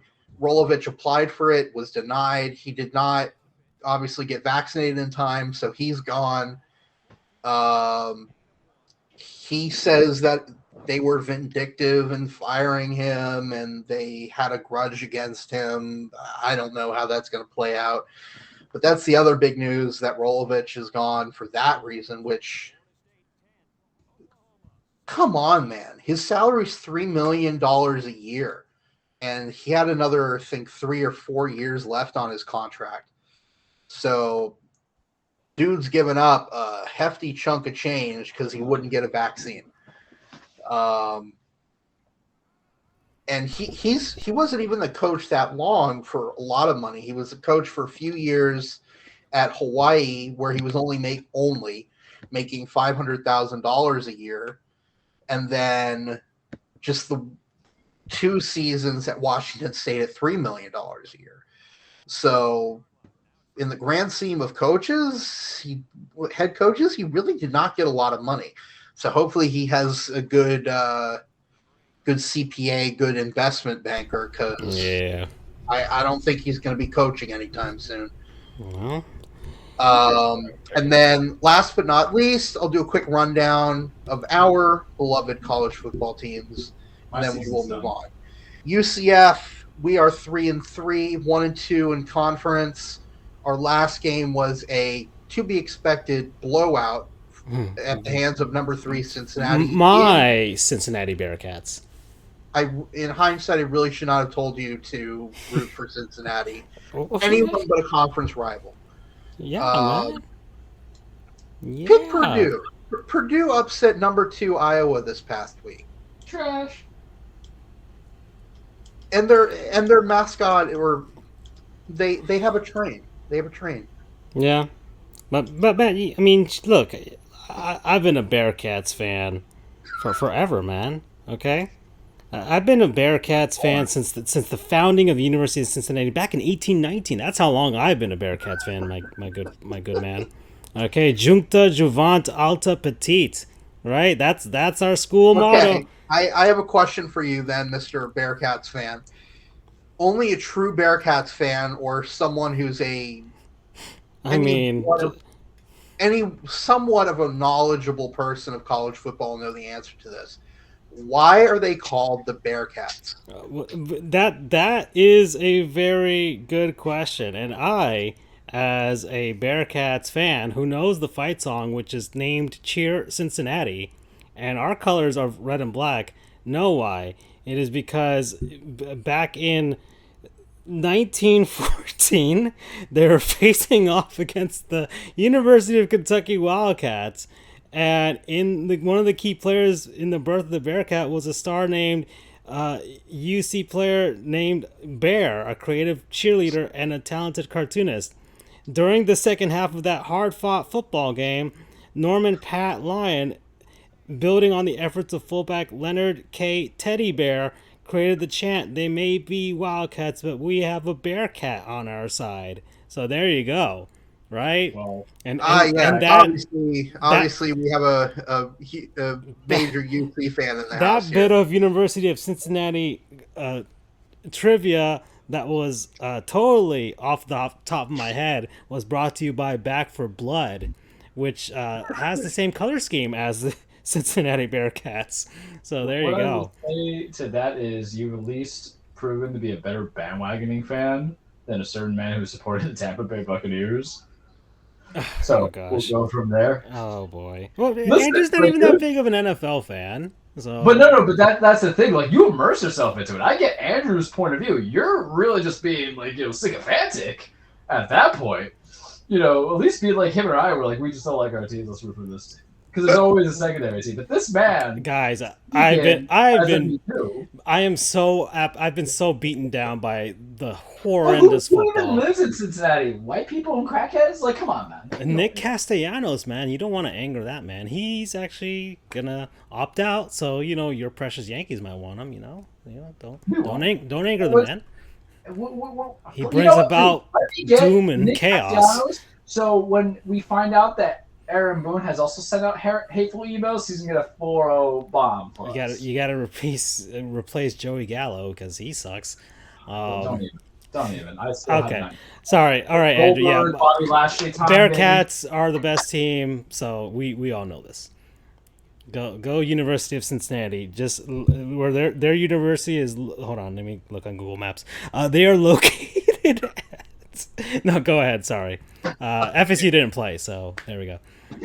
So we can get that out of the way. I respect your dedication to that bit. Props to that. Where is the University of it? I'm going to look just on my own. You keep going. Okay, so UCF, we're playing tomorrow. It's the space game. We are playing Memphis, starting at 7 p.m. to be broadcast on ESPN2. Moving on to the next school, which is... waiting for my computer to load, Florida State. As Francisco mentioned, I believe they had their bye week this week. Yes, they did. So, homecoming is coming up this Saturday. They are playing UMass. You guys picked the perfect team to play for homecoming because there is no way you can lose. We lost to an FCS school already, so I do not believe starting that trash quarterback Mackenzie Milton, so they should have a chance to win. Oh no, Charles. Francisco, in fairness... I mean, it's not as bad as what I said about Delonte West, though. Francisco, in fairness, Jacksonville State is actually a better team than UMass. Wow. And I'm being dead serious there. Okay. Well, all right. So I am being honest. But why speak to me about this Florida State when I am clearly a Bearcats fan? They their address is 2600 Clifton Avenue. So, good old Clifton building. Well, I'll tell you this, and this is actually off the cuff. UCF's address is 4000 Central Florida Boulevard, Orlando, Florida 32825. Even though they say they're located in Orlando, they are actually technically in unincorporated Orange County. We are right next to the county border with Seminole County. So much so that there's a running gag that whenever a player hits a home run, the baseball stadium's on the north side of campus, right next to the county border. There's a joke that if a baseball player hits a home run so far, he hit it into the next county, which is actually not physically possible under normal human anatomy, but it's still a funny joke nonetheless. So, moving on to the other team in the Miami-Dade area, Miami Hurricanes. Yep, Jeff Van Dyke has to be our quarterback. Your last game was a loss to North Carolina. Made the man cry. Memorial Stadium in Chapel Hill. Your next game is against the number 18 NC State Wolfpack. That is here in Miami. Man's going to cry some more. Miami Gardens, actually. Oh, by the way, the Florida State game is on the ACC Network starting at 12 p.m. Listen, there's only one Wolfpack team that I acknowledge, and that's the NWO Wolfpack. Because if you ain't NWO, you ain't nothing. Although, fun fact, there are two wolf packs in FBS football. One of them is Wolf Space Pack, 2 words. That's the University of Nevada, Reno. And then you have one word, Wolf Pack, which is NC State. So, number 18, NC State, starting at 7:30 on ESPN2 on Saturday. That is taking place at the stadium formerly known as Joe Robbie Pro Player, Dolphins Stadium, Landshark Stadium, Dolphin Stadium, New Miami Stadium. Did I say Sun Life? Yes. All right. Let's go. We're at 1 hour 51. Sorry, I have fun with that. Last but not least, FIU. We know this one. They had a bye week. The last game was a loss to Charlotte. They are now playing on Saturday, which is homecoming. They're playing the Western Kentucky Hilltoppers starting at 7 p.m. on ESPN+. That should be an interesting matchup that FIU will probably lose. And that kind of covers a lot of college football for this past week or so. All right. You guys, I got to interject. So this match starts. Before the bell rings, Bobby Lashley goes into his pants and he brings out a steel chain, just straight up hit Goldberg. That is some Thug 101 stuff that I'm all about, because Bobby Lashley is the CEO of the Hurt Business, and right now, business is good. Okay. I'm going to do a score rundown before we move on to the NFL. We'll talk about that. Goldberg's already bleeding. Oh, boy. So, right now, NLCS, Atlanta losing 4-2 to the Dodgers. We're in the 6th inning. We'll see what happens there. Yeah. There's some college football happening tonight as well. That we're also competing against that. We're competing against everything tonight. But NHL, my beloved Florida Panthers, did seal the deal against the Avs 4-1. The Preds and the Rangers are 1-1 heading into the 3rd. The Jets are up 3-1 against Anaheim, 3-1. Yep. The Canucks are beating the Blackhawks over in Chicago, 2-1. The Canes already beat the Habs 4-1. Sharks beat the Senators 2-1. The Caps beat the Devils 4-1. The Blue Jackets beat the Islanders in overtime 3-2, and the Flames shut out the Red Wings in Detroit 3-0. So there is that with regards to the hockey. In the NBA, our beloved Miami Heat are spanking the Milwaukee Bucks, the defending champion Milwaukee Bucks, 101-70. 101-70. They are searing that venison. By the way, I made venison chili the other day, guys. Oh, yummy. I was preparing for this matchup, by the way. So yeah, eat your venison tonight, Miami-Dade. Eat your venison tonight. All right. Last season, we don't give a crap right now. We have short-term memory. The Hawks spanking the Mavs, 113-87, and the Warriors and LA Clippers are about to get started over in San Francisco. All right, and the lone NFL score that's happening tonight, we have the Cleveland Browns up 10-7 to the Broncos. They got a touchdown. So Miller got hurt in the game. Yeah. I was watching his knee collide with another guy and got inward, and it looked very painful. Yeah, so 10-7 right now. We'll see what happens with that. And yeah. That's the full rundown, guys. That's the full rundown. So NFL. All right, guys. Woo! look, I think we can all give a Henry Handy based on the T-shirt that he wore today. You know, May his I? press conference. You know. May I take that reign? Yeah. Oh no, Charles. No, we got to build this up. We're not there yet. Because no, this is. I mean, you can't start off with someone doing a good Samaritan job like that. I just had to. That's a real MVP moment, by the way. That's a real MVP moment. But we're not there yet because we have to build up to it, Charles. We have to build up to it, right? Okay. So Thursday night football, Bucks beat the Eagles. You know, they got just enough. I saw some of that game. You know, Tom Brady having his way. You know, Jalen Hurts doing the best that he can with that Eagles squad. So there you go. We had already talked about the aforementioned Washington football team getting spanked by the Chiefs. That was 31-13. The Rams beating the Giants. The New York Giants are a bad team. They spanked them thoroughly, 38-11. Well, there you go. The Colts, you know, putting a hurting on the Houston Texans, 31-3. The fucking Dolphins, man.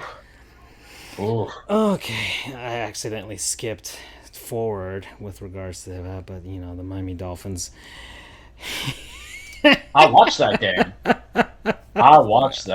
Why would you subject yourself to? Because I needed a good laugh. Oh it's tough man, being me, and I need to see a team that picked Tua Tagovailoa over Justin Herbert. I need to see the team who decided to pay Will Fuller a 1-year, $10 million contract to go from there. I need to see a team who just overpaid Xavier Howard again at a renegotiation, and then paid big money Byron. Oh, he just missed that. Just like the Miami Dolphins did free agency, and then how they just utilized Jalen Waddle just to catch the shortest of routes. Okay, I'm gonna try and get through this as quickly as possible because I always go through the text that me and Doug sent. Of course, this game happened in London, so we exported terrible football over to the British. But again, by the way, for the second Austin week in a Tea row. Party Part 2, baby. You ain't gonna get the goods of real classic football games. Yeah. So Dolphins face the Jaguars in the semi-home game, and the Jaguars play over there. Oof. Doug did get up and watch that game. I could not care less, but he said that he couldn't leave the pain behind. And of course, Charles had sent something. Look, the Dolphins. You know what? This is beautiful for me, by the way. I feel like I enjoy the Dolphins sucking more than succeeding. It's become that almost, in a sort of morbid type of way. But yeah, but I seem to enjoy it more because, guys, the Dolphins are tanking in the worst way. In a bad way. In the worst way because they don't even have their first round pick this year. That belongs to the Philadelphia Eagles. I forgot about that. So the Dolphins have an inadvertent tank, a tank that they did not suspect would be constructed. They expected to compete for at least a wild card spot this season. And a lot of people expected that from the Dolphins. And yet here they are, one of the worst teams in the NFL, losing to a team that had lost previously 20 games in a row, the Jacksonville Jaguars. Urban Meyer, Mr. Grab Your... Urban. There you go. Losing to that man. Trevor Lawrence losing to that man, right? So the Dolphins have a tank that they cannot control. They have a tank that they cannot control. The tank came in, took over, and is running wild, and they don't know how to stop it. And they do not want this tank to happen because they get no benefit from this tank. It is beautiful in the most horrific way, and I'm all for it now. I want this to get worse. You just want the GM to get fired. That's what you're hoping. Right? Oh, of course. But it's going to be Brian Flores. But there is no hope beyond that as well because there's money tied to some contracts. There are guys that were drafted that are going to be stuck here, and nobody else wants them. So there you go.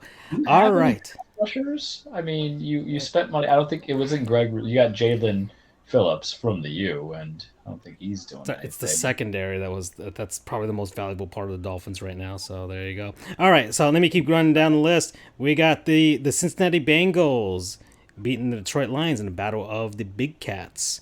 So there we go. Another beloved Cincinnati cat-based team winning. There we go. My beloved Green Bay Packers and Aaron Rodgers owning once more the Chicago Bears. 24-14 over in Chicago. The Baltimore Ravens spanking Herbert and the Chargers 34-6. So there you go.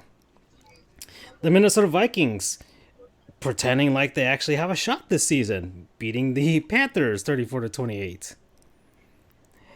What are you doing there, Goldberg? The Arizona Cardinals trying to shut Charles up, winning 37-14 to the Cleveland Browns. Oh, the Cleveland Browns, that everybody in that defense is hurt, where Baker Mayfield has a fractured shoulder on top of a ligament tear, where they don't have OBJ, Jarvis Landry, Nick Chubb, Kareem Hunt. They don't have that overrated guy that they pay for, Jadeveon Clowney. I don't want to hear this. I'm not acknowledging Kyler Murray. I'm just putting it out there, He ain't MVP. You know who loves Kyler Murray? You fantasy football people, and you brainwash NFL pundits. You ESPN wannabes. You don't have the balls to acknowledge a true MVP, but we're gonna get to him. Continue, Francisco. The Las Vegas Raiders beating the Denver Broncos 34-24. Yeah, man. Yeah. So there we go. Yeah, the Raiders picking up and moving on from John Gruden. So there we go. The Dallas Cowboys. 6-2. Yeah, I just saw that right now. So the Dallas Cowboys beating the Patriots 35-29.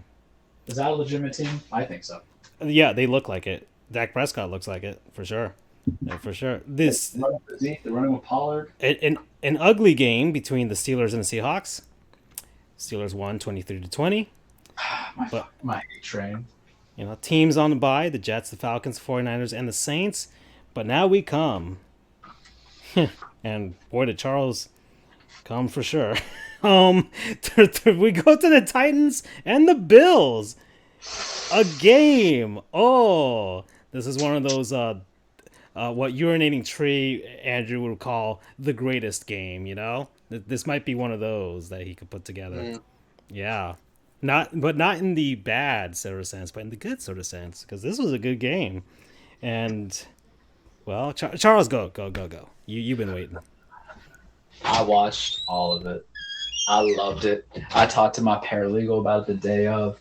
I talked to you guys about the Bills, and what did I say? You look at these high scores. These high scores that they have, but who they blow out? A Texans team that had to start Davis Mills. Y'all know what his story is. You know what the story is of him. What else did they have to play? Washington? We've been ranking on them this whole entire episode. So what are they going to do? Oh, they beat Kansas. I watched that game. A lot of balls fell out of receivers' hands into the hands of opponents. It really wasn't Patrick Mahomes' thing, and that secondary is also bad. And we have a bad secondary. But here's the difference between Mike Vrabel and the other teams' coaches that had to play the Buffalo Bills. We strategize, man. We keep to it if it works. We know we got crappy players. I did not know we had like 13 players on IR. But life goes on. And we go to one person. If you watch Dragon Ball Z, who beats all the bad guys? It ain't Vegeta. It ain't Krillin. Gohan comes in. We understand that, but we love us some Gohan. It ain't Tien Shinhan, but we love Tien Shinhan. It ain't Yamcha. It's Goku. How does Goku usually do it? He says, Kamehameha. Or he goes, puts his hands in the air like he don't care, gets a spirit bomb. You know who's channeling that spirit bomb? The energy of the crowd, because they were in Tennessee, and of his linemen, and of his team, Derrick Henry. Josh Allen, he got 3 touchdowns. Don't care. Emmanuel Sanders, get you up. Don't care. I'm Stephon Diggs. I'm going to go against these corners that suck. We don't care. We don't care about none of that. Because we were down. We came back, and we went down again. And we came back, and we didn't play situational football.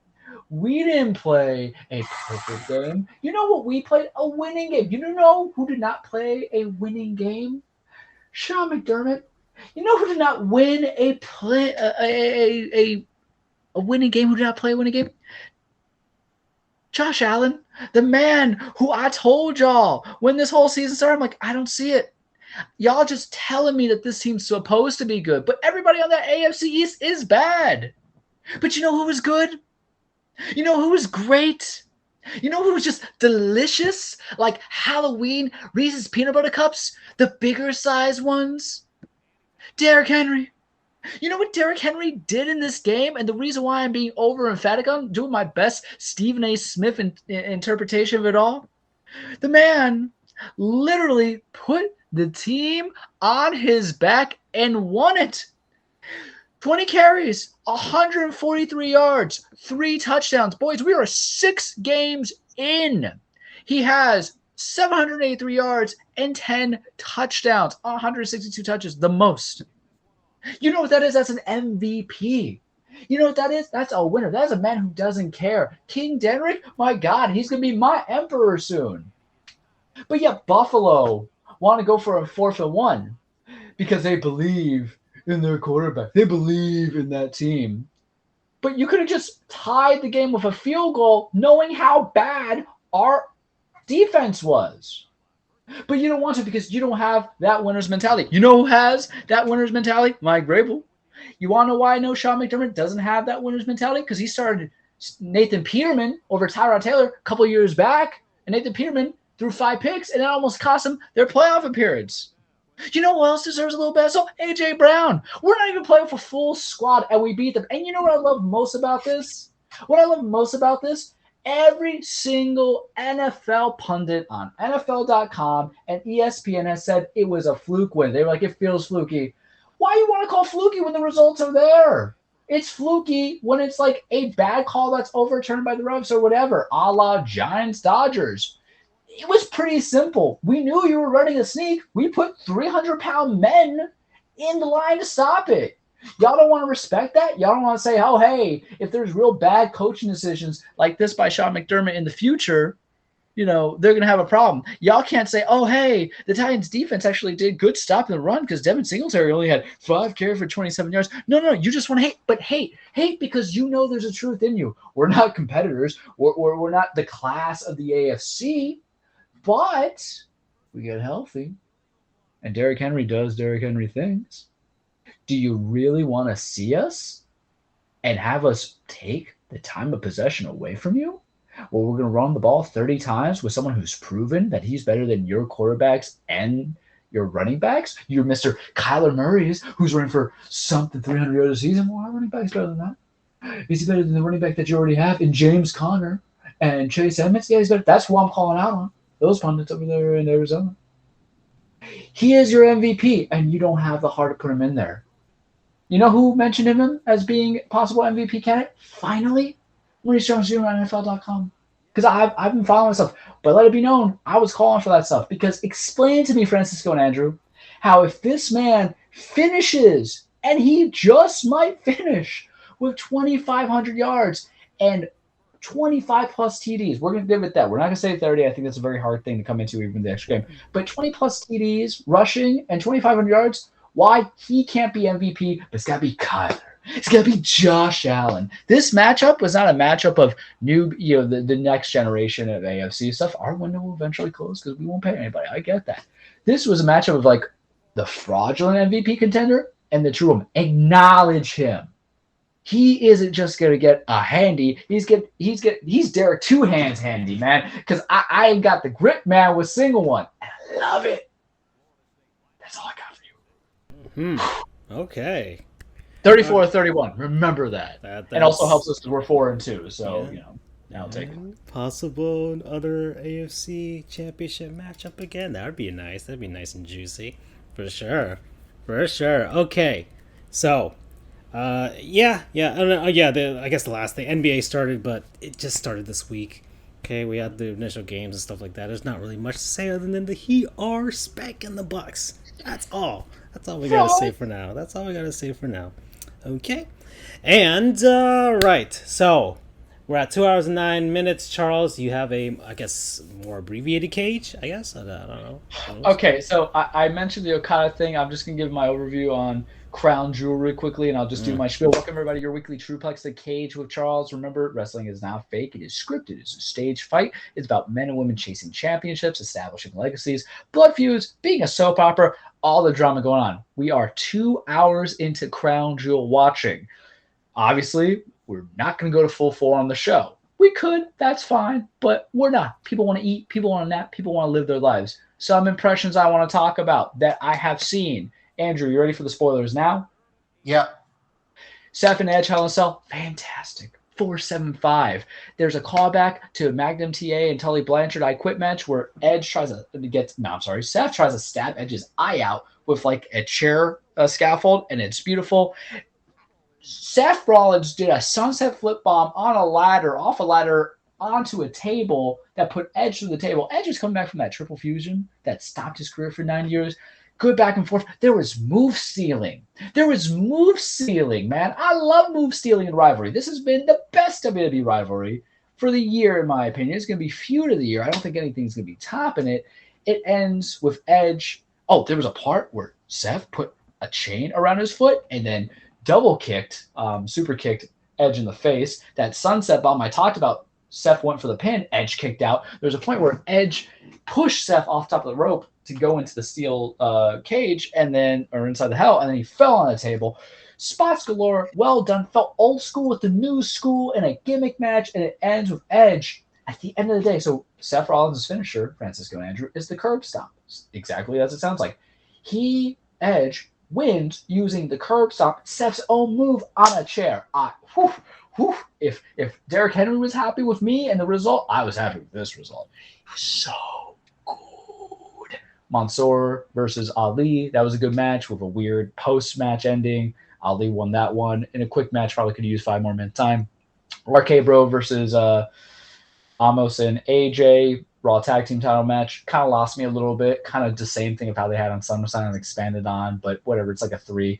Queen's Crown tournament. Zelina Vega is your first ever Queen's Crown champion. It's basically the female equivalent of Queen of the Ring. I thought Dewdrop was going to win. It was a nice swerve. The match was actually good because Dewdrop is like, 5'7", 5'8", very buff, burly girl, very cool. I like her. She used to be Piper Niven. They renamed her because that's what Vince does, because I hate him. And then Zelina Vega, who's all of like 5 foot, maybe $105. And she wins on a sunset flip bomb. And then we got into, I can't even look at the screen because if I get spoilers, right now we're halfway through Bobby Lashley and Goldberg and the no DQ, false on anywhere. It's been good because it's just meat slapping meat. And even though I like my flips and my spots and all that other stuff, my super kick parties, I see you Young Bucks, follow us on Twitter, FJOJR, Dan Frijoles, Charles the True, Sports Goofs. I still love some big, strong men beating the hell out of big, strong men. And that's what we're going to get at for the cage this week. And maybe we'll talk more about it next week. Maybe regular time of show. But that's all I got for you guys. Well, that was quick. All right. Okay, guys. So this is actually under the normal time that we finished up. Usually 2 hours and 20, 2 hours and 30 minutes. But we actually got this more concise. Maybe because we were starting late and we felt like we had to rush through it. But we got through everything. We talked about everything. We got through all of it, so I'm happy with that. Okay, so we'll see you guys next week. I would assume we might start with the same Tuesday start, but just at a later time. And also be on the lookout for the second ever entry in Andrew's Sports Bar. So we'll get that going. And see you guys next week. Bye-bye. Good night. Jimmy Butler getting Butler Besos. Oh, wait. Before we leave, I forgot. This thing was titled Jimmy Butler's pregame routine. We're going to say stuff about that. Oh, well. Next week. We'll do that next week. The one thing we could tell you is Jimmy Butler watches Harambe's murder to make sure the guy he's guarding don't slip on him. I love how loud that still gets me. Okay, I'm done. I'm out.